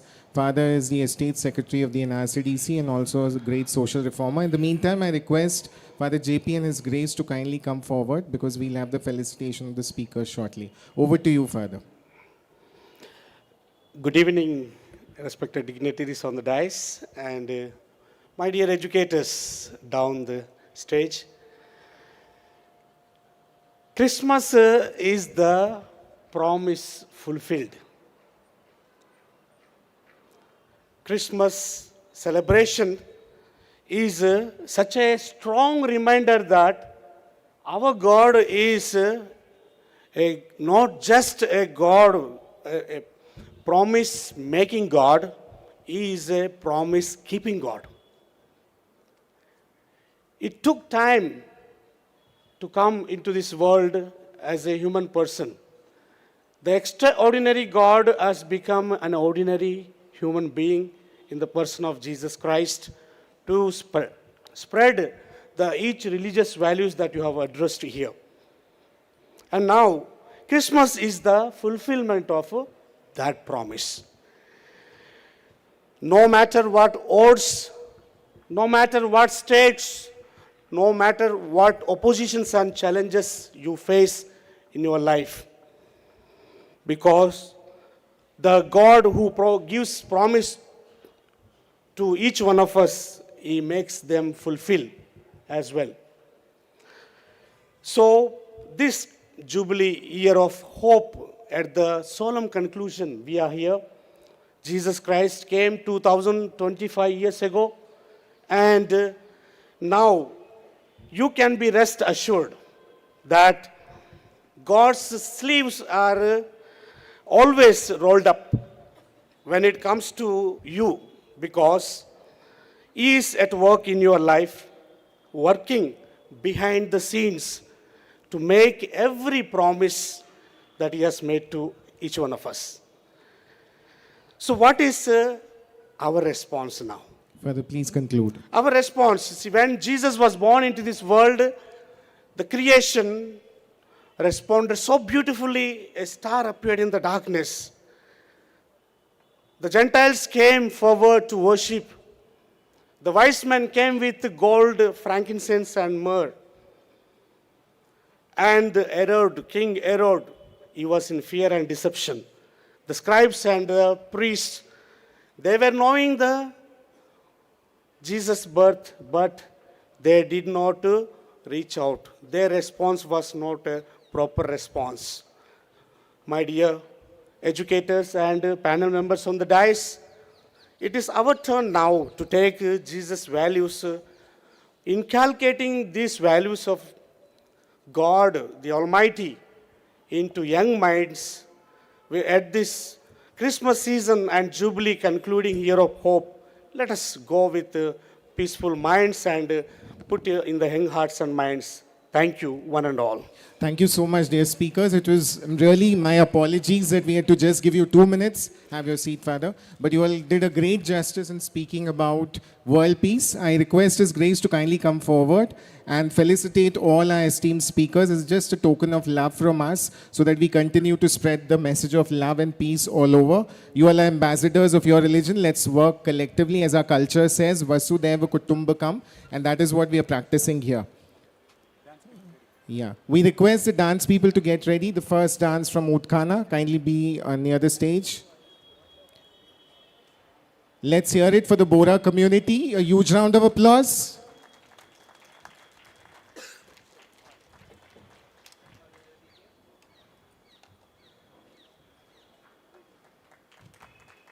Let's keep it thundering. Next, we have the Sikh community, Mr. Satpal. Done a great job, an ex-student of SFS.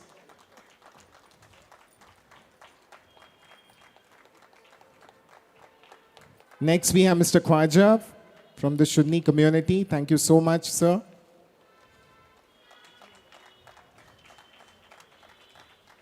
We equally thank Father Bala, who has spoken of world peace, specifically connecting with Christmas.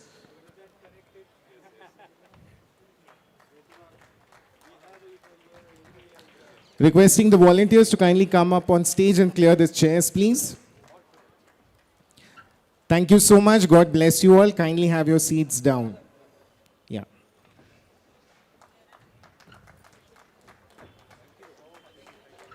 As the tabulation of the points are on, we just have a small presentation by Home for the Aged and Handicapped.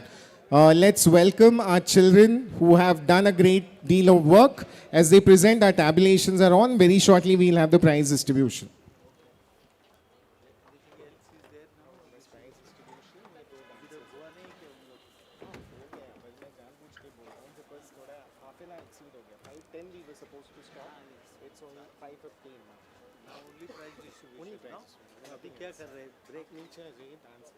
Dance है कौन dance कर रहे हैं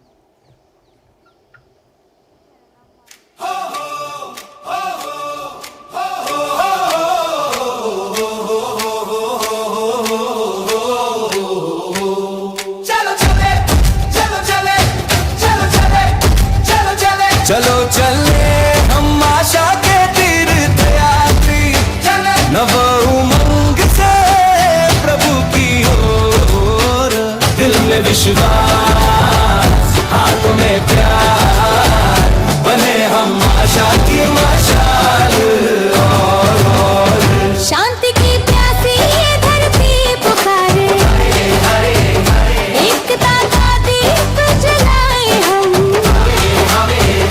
जीवन की राह में संग चले हम हर दिल में विश्वास जगाए हम चलो चले हम आशा के तीर्थ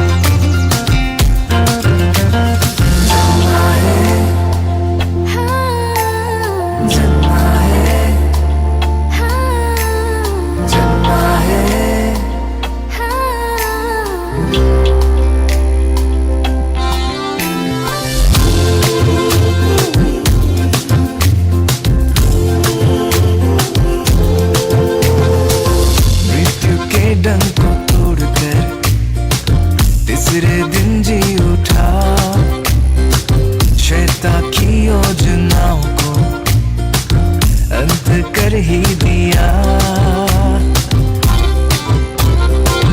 मृत्यु के डर को तोड़कर तीसरे दिन जी उठा शैतान की योजनाओं को अंत कर ही दिया।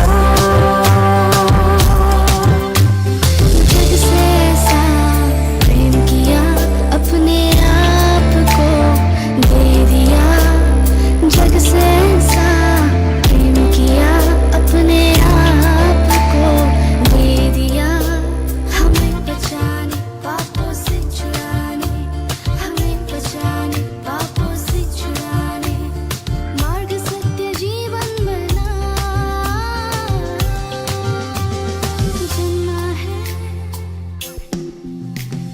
जन्मा है यीशु मसीह, मिली है हमें हर खुशी। जन्मा है यीशु मसीह, मिली है हमें हर खुशी।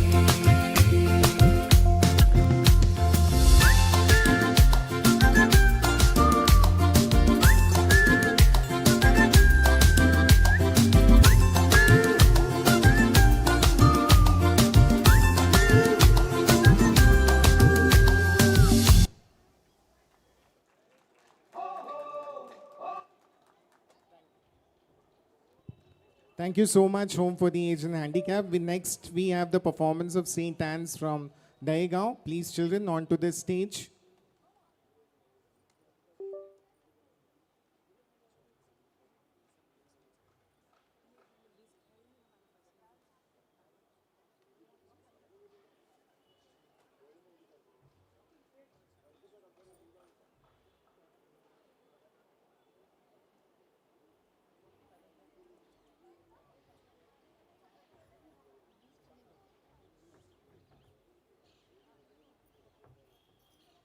भारत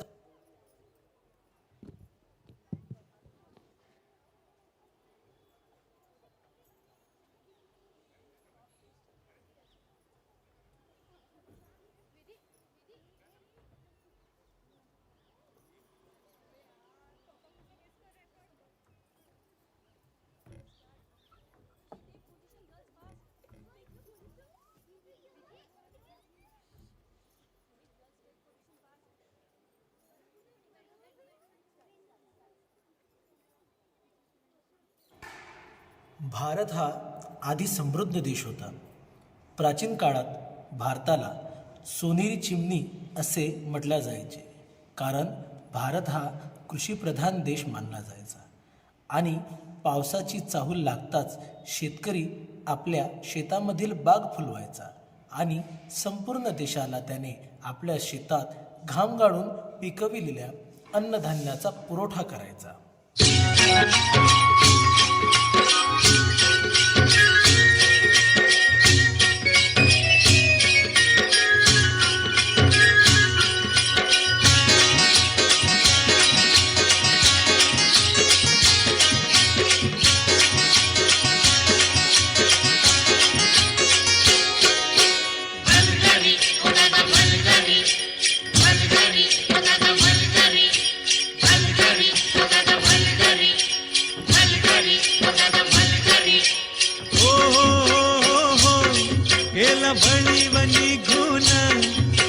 मिरग फिरून गेला भळी बनी घून आला मिरग फिरून गुऱ्या चालल्या रानात गुऱ्या चालल्या रानात सुरू झाली या पेरण सुरू झाली या पेरण सुरू झाली या पेरण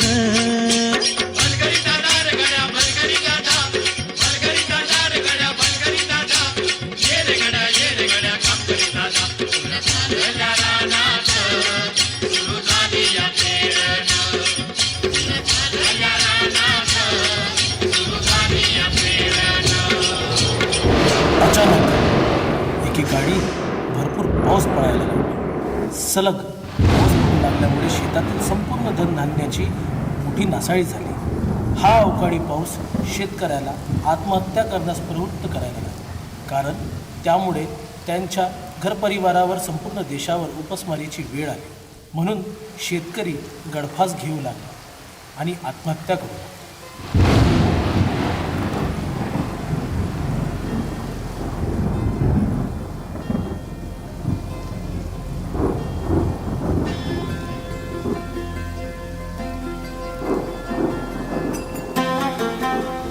जायत ना हे चीज कशा एका म्हणजे कपावर खालसून लागली.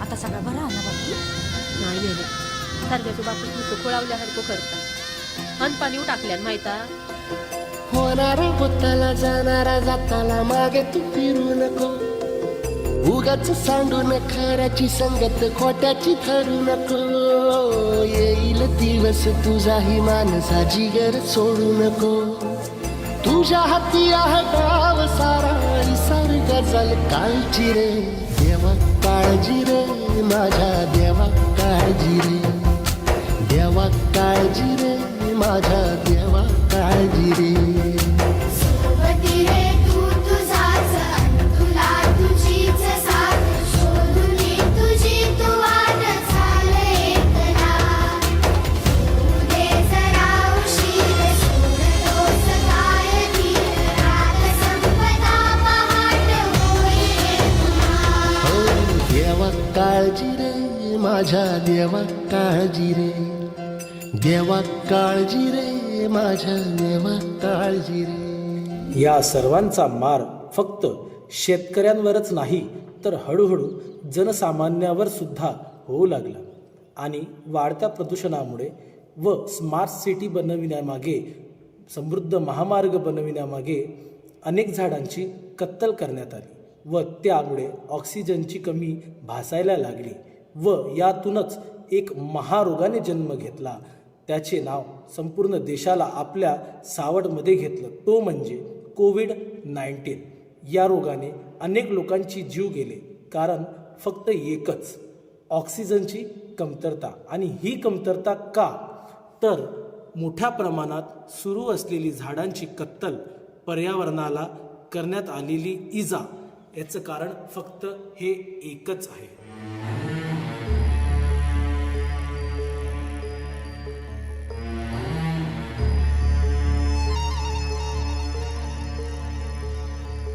तुझ्या पायरीशी कुणी सान थोर नाही साध सुन्या काळजाची तुझ्या कानी जाई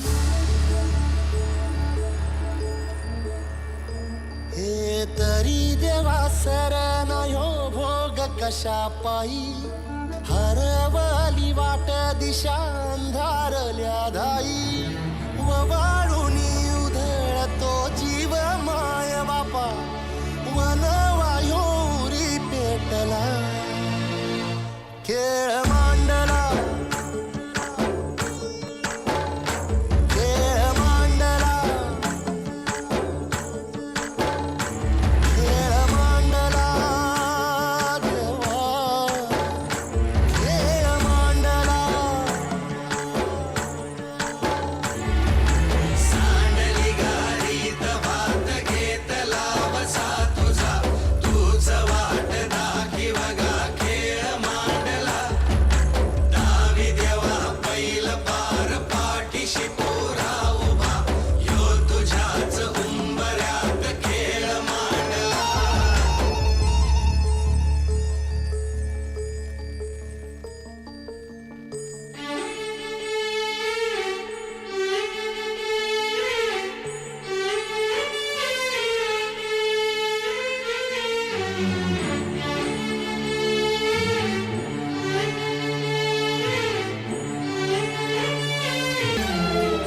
म्हणून झाडांची कत्तल न करता प्रत्येकाने एक तरी झाड लावावे व त्याचं संगोपन सुद्धा करावं. याने नक्की पुन्हा आपला भारत देश हा कृषीप्रधान बनेल व समृद्ध असा भारत बनेल.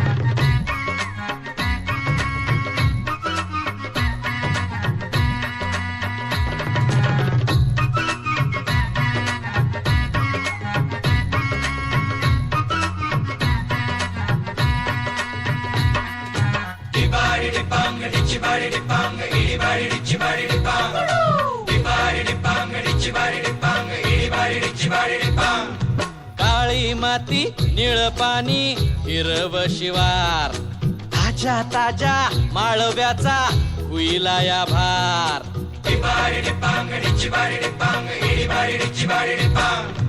काळी माती निळ पाणी हिरव शिवार ताज्या ताज्या माळव्याचा हुईला या भार ज्वानीच्या या मळ्यामंदी पिरतीचं पाणी बघायला कवतिक आलं नाही कुणी मळ्याला या मळेवाली भेटलीच नाय अगराने माझ्या मळ्यामंदी घुसशील काय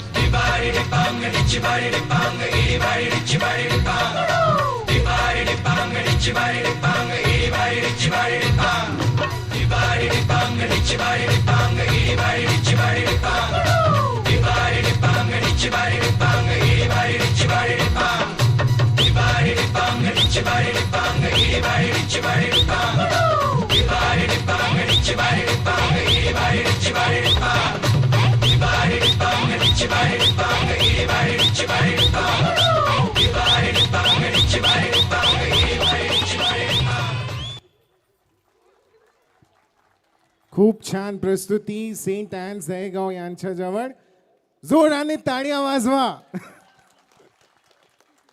Good, very good, children. Now let's move on to, your presentation is done, children. Good, good, good.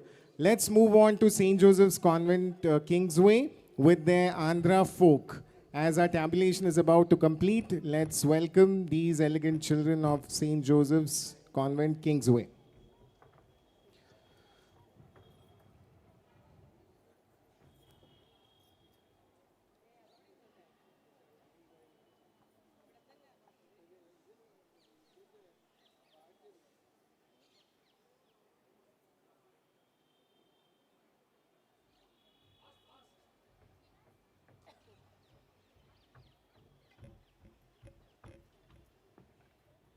Next, we shall have the felicitation of all the principals and the managers. Kindly be ready. Don't take much time as I announce your name. Please come forward because we'll have to finish this fast.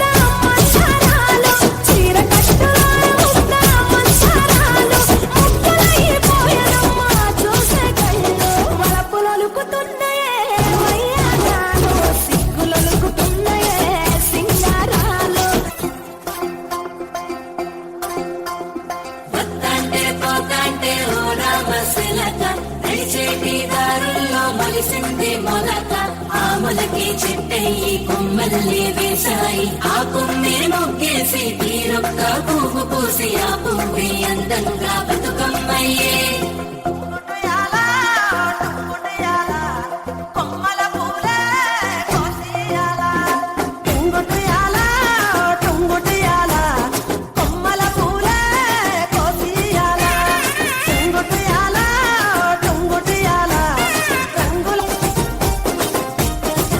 విజయాడి ఝూరల నచ్చాయి రే నంగరి మాహు సెరి వేరి సుది సాగోని మా కోవల పోలి రే అంగని మా బాగే ఖుషి రే విజయాడి ఝూరల నచ్చాయి రే నంగరి మాహు సెరి వేరి సుది సాగోని మా కోవల పోలి రే అంగని మా బాగే ఖుషి రే आयो झरनो झरेरो दाडो फूल फूटन मोरेरो दाडो केतवाडी हरो भरो घुमनाचा तांडो पेडो कुमारी रो कातरेरो दाडो वसा गदा नथी दन मेरो धिमी धिमी धिमी धिमी धिमी धिमी नाच जरा धिमी नाच ये याडी जोडी मेडी रो नाच धिमी धिमी नाच जरा धिमी नाच ये बाई मेडी बेडी रो नाच जरा तिमी नाच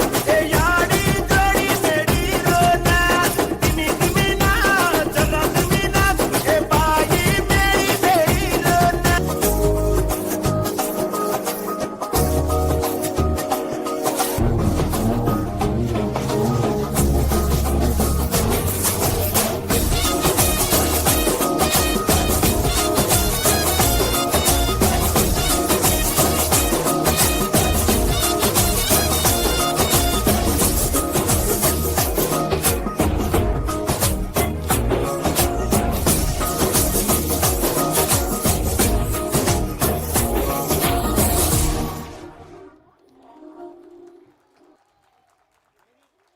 Very dynamic and elegant performance by St. Joseph Convent, Kingsway. Let's hear it once again for them. Okay, I now request all the principals and the managers to kindly come forward and get felicitated by the Archbishop for their remarkable work in the field of education. So we have Sister Lily Paul, SMMI, Nirmala School, Chinwada. If there's no one, please someone send a representative. Sister Mary Diana Alex, Infant Jesus, Wadi. Sister Cleo, St. Anne's, please quickly come. We will not request you time and again. Sister Cleo, St. Anne's School, Dahegao. Father Navneet Christ, the King School, Amla. Sister Pavna Korean, St. Mary School, Balaghat. Father Simon Fernandez, St. Peter's School, Jawahar Nagar.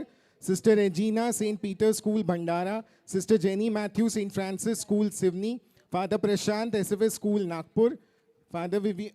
Sister Daisy Joseph, St. Joseph School, Godni.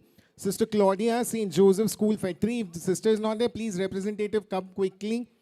Sister Mary Minnie, CJ, St. Teresa School, Betul. Father Julius Daniel, St. Michael School. Sister Sahaya Nisha, St. Anthony School, Ajni.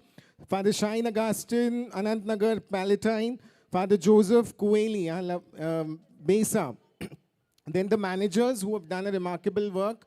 Father Vikas Joseph, Father Thomas Joseph, and Father JP. Please come forward. Father Thomas Joseph also, yeah. Please come onto the stage. Now don't give the names, just give it just like that. Afterwards we'll... Now for the photo session, please take it as it is. Take the citations. Come on, quickly distribute the citations. No, Your Grace, please present to each one, then we shall have a collective photo, not singular. Beta, photograph ek saath.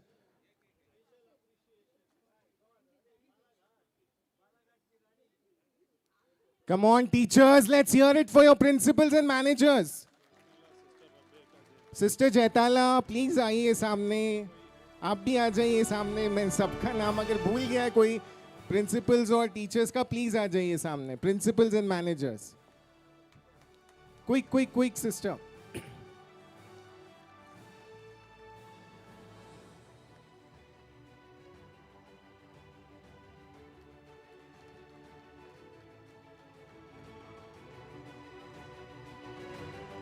Let's have a photo together. Please keep your frames straight. Sister, afterwards we'll give you.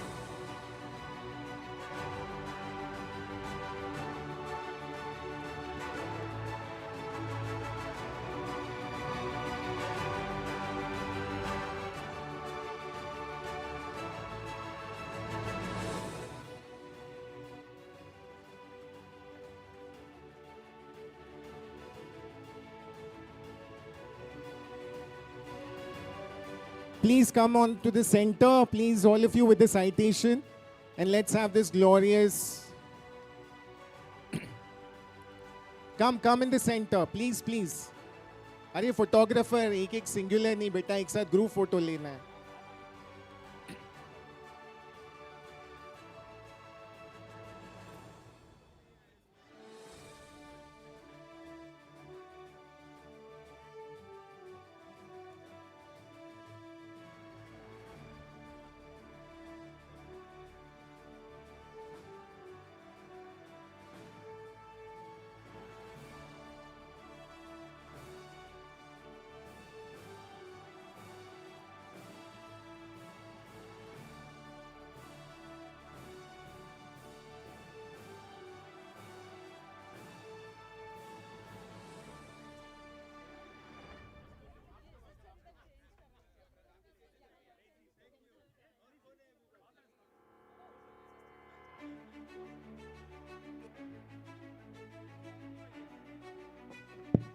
Your Grace requesting you to be there. Now we are announcing the names. They will come onto the stage. I will announce firstly the 25 years of glorious service. And also some teachers have exceptionally done well. So I will take their names, kindly come forward, and then all of them together will have a photo session. So we first have Teacher Dolly Francis from SFS School, Sadar. She has completed 25 years of service and now she's a supervisor there. We're really proud of you, Teacher Dolly. We are equally proud of Teacher Nilima Kabiraj. She's another gem of SFS. She's absent. We move on to another gem, Teacher Sangeeta Thomas. Done exceptional work for SFS School. We are proud of you, dear teacher. Please come to the stage. Then we have Sandesh Chokse, sir is here. No, he's not there. Then Teacher Sheba Dias, is she here? Teacher Rajmani Lal, is she here? No. Teacher Elizabeth Gregory, 25 years. So please come, Teacher Elizabeth Gregory, another great gem to SFS School Sadar. She has also contributed a great deal. Please, teachers, be there only. We'll have a collective photo. Then we have Mrs. Sandhya Mode, of course, Teacher Sheba Dias, Teacher Rajmani Lal is here. Then from St. Anthony's School, Ajni, we have Mrs. Sandhya Mode. She's completed 36 years, but she's not here. Then Mrs. Maria Goretti, is she here? No, she's also not here. From Mount Carmel's Veronica Pre-Primary School, Ajni, we have Sir Bruno Anthony, completed 25 years. Please, sir, onto the stage. We thank you for your services to Mount Carmel School. Then we have from St. Joseph's Kingsway, another teacher yet, Dr. Pranali Vagmare. Is she here for your great contribution to St. Joseph Convent, Kingsway? Yeah, she's here, ma'am. Please, we are proud of your glorious services and also your scholarly, since you are a doctor. Then from Nirmala School, Chinwada, we have Mrs. Ritu Mandal. Is she here? No, she's not here. Then we move on to some exceptional, remarkable achievements of few teachers. From St. Peter's School, Bhandara, Bela, we have Sir Deepak Dange, who has completed some scholarly work in Sanskrit. Sir Deepak Dange, please onto the stage. We are really proud. St. Peter's School and also the ABE is proud of you for all that you have done. Then we have, from St. Peter's, Bhandara, Mrs. Kavita Sakore. Mrs. Kavita, no, she's not here. Okay, then we have from SFS School of Excellence, Aaron David Carton. He's done a remarkable work. Now he's the coach of the ICSC, not just SFS School of Excellence, done a great deal of work.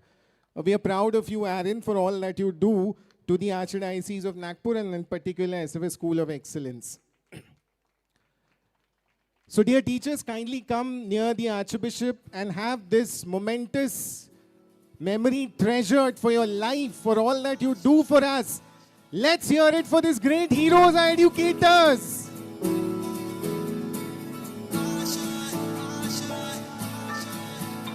We are really proud of you, dear teachers, for all that you do. St. Joseph. Oh, please come. There's one more teacher, she is coming. If anybody missed, please come forward. Yes, that's the step of success. No, abhi ke liye just a citation here.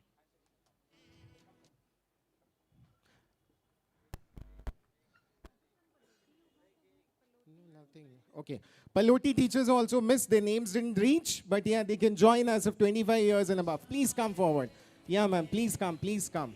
Your names, ma'am? Stella. Shiny Daniel. Yeah. Stella and Shiny Daniel from Paloti group of schools, Anant Nagar. St. Michael's also, there's somebody. Yeah, sir is here. Oh God, great man. Please come. If there's someone else from St. Michael's, please come. Names didn't reach us, but there is a school. Providence also, please come. Names didn't reach, ma'am. Please come.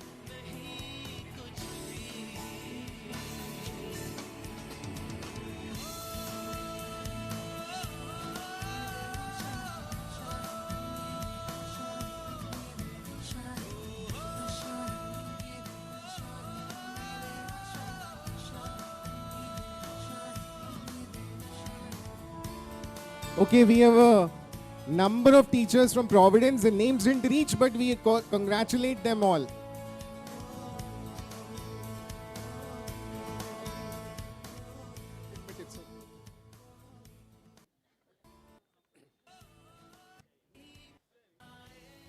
A huge round of applause for all these teachers.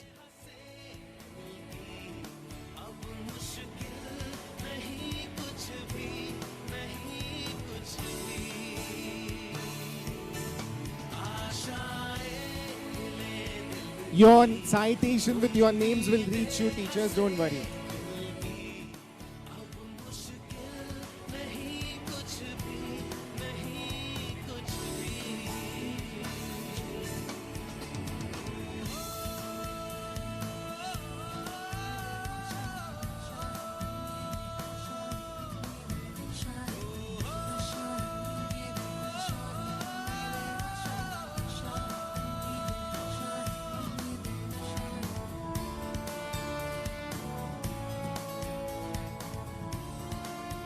Okay, let's have a group photo with the Archbishop. Now all are there with Mrs. and bounces. Come on, let's have a group photo together. Yeah, please come forward. Please come closer. सबको एक frame में लो.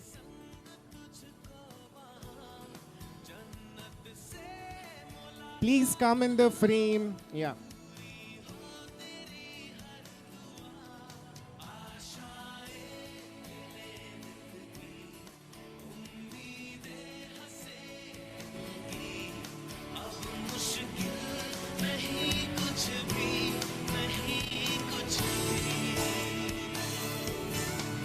Let's hear it for them.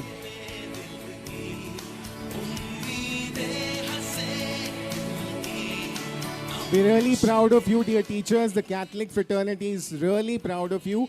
God bless you for all that you do.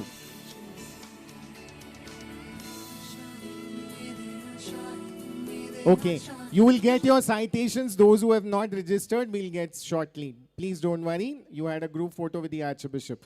Now let's move on to the prize distribution. And if it's... Okay, so we had two special prizes which I was judging. And I felt there were two schools that had done a great deal of active participation right throughout the day. And I feel...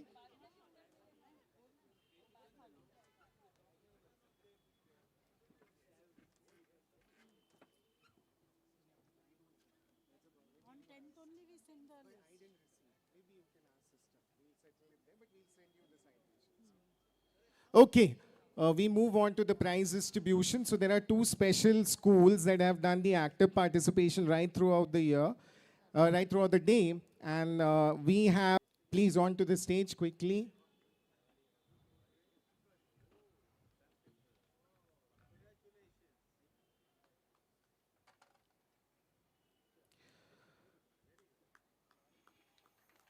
The first position in model making competition for this historical gathering goes to Model number 03, St. Joseph's Convent, Kingsway. Please come to the stage quickly, teachers.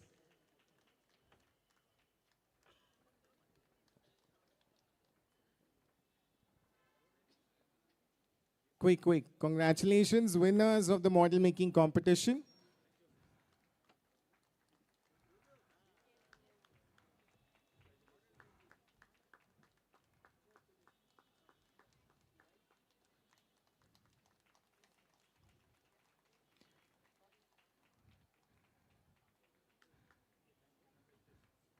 So it's time now to announce the Sustainable Development School of the Year for Teachers category 2025 for this historical Archdiocesan Board of Education gathering.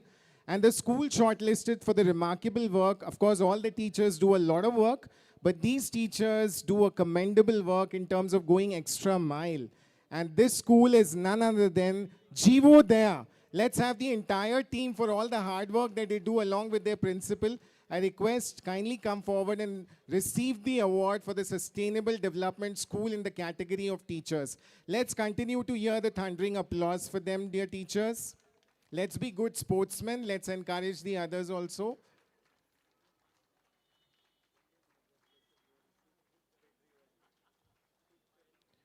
Thank you, dear teachers of Jivodaya, for all the hard work that you do, led by the sister principal and vice principal.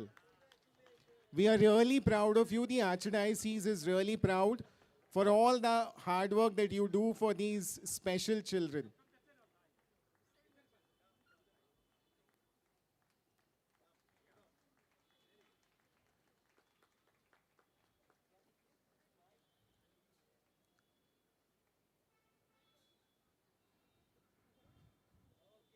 God bless you. And now to announce the paper presentation, I invite Ashirvad Satyam.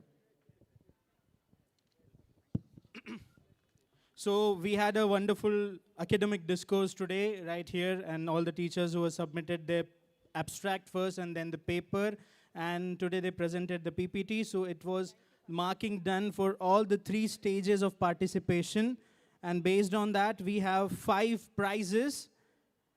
The second consolation prize goes to teacher Harshada and Mansi Kuranjekar from St. Peter's, Bhandara.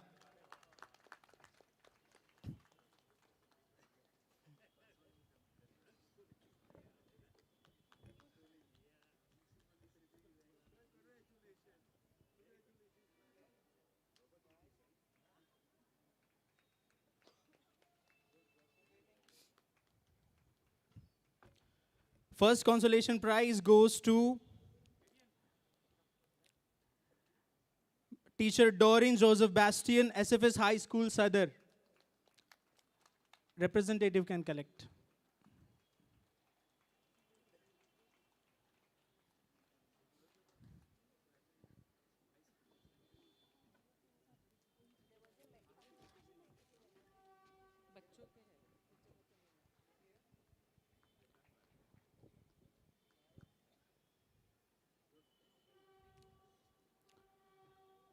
Third position goes to St. Joseph's Convent Senior Secondary School, Fetri, Raina Pantavne.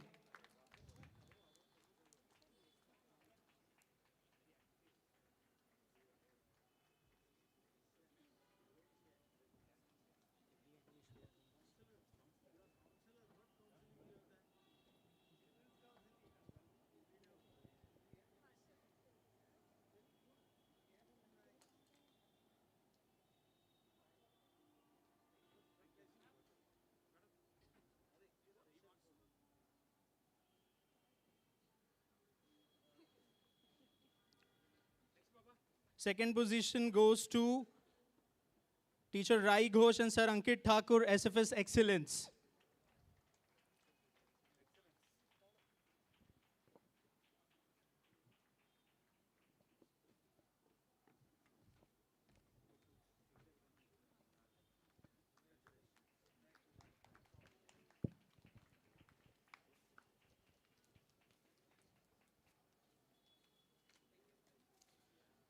And the winner of this teacher's PPT and paper presentation competition goes to St. Genelly School, Kamti, Sir Kenbo Nagdeve.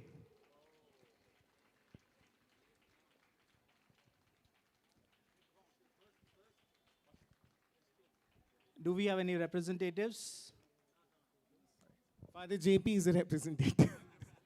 Okay, so dear teachers, before we all rise for the national anthem, I take this opportunity to thank the Archbishop who envisioned this entire gathering. Of course, we are delayed by half an hour, but it's not a big delay.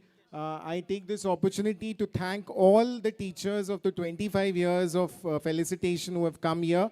God bless you. And for all the commendable work that the teachers have put in, we will definitely publish this paper that you have presented today. And we will have the research work done. All that you have done today, along with your principals, we take this opportunity to thank all of you collectively. At the same time, we thank Father JP who organized this entire 2-day program. It takes a lot of effort. Father Thomas Joseph, Father Bala, Father Dominic, and if I forget any father, my apology. Father Vikas, and all the fathers, and then CLC team for all the hard work that they have done. And also, along with them, my staff, SFS School of Excellence, backstage, they were doing a lot of work. So also give big hand to Father Vivian now, Jor say. Yes, Father all Vivian. Of you yes. For his good efforts and whole day planning all yesterday's and today's program. Give him a big hand. Convener. And Father JP. JP. Now I am giving a big list I have. So on behalf of everybody, I am keeping this list close my heart. Thank you, everyone. God bless you. Go. Let us go fast. Thank you. Yeah. We after the angel is national anthem. Mass is going on. National anthem. All of us in the attention position, please. जनगण मन अधिनायक जय हे भारत भाग्य विधाता पंजाब सिंध गुजरात मराठा द्राविड उत्कल बंगा विंध्य हिमाचल यमुना गंगा उच्चल जलधि तरंगा तव शुभ नामे जागे तव शुभ आशीष मांगे गाहे तव जय गाथा जन गण मंगलदायक जय हे भारत भाग्य विधाता जय हे जय हे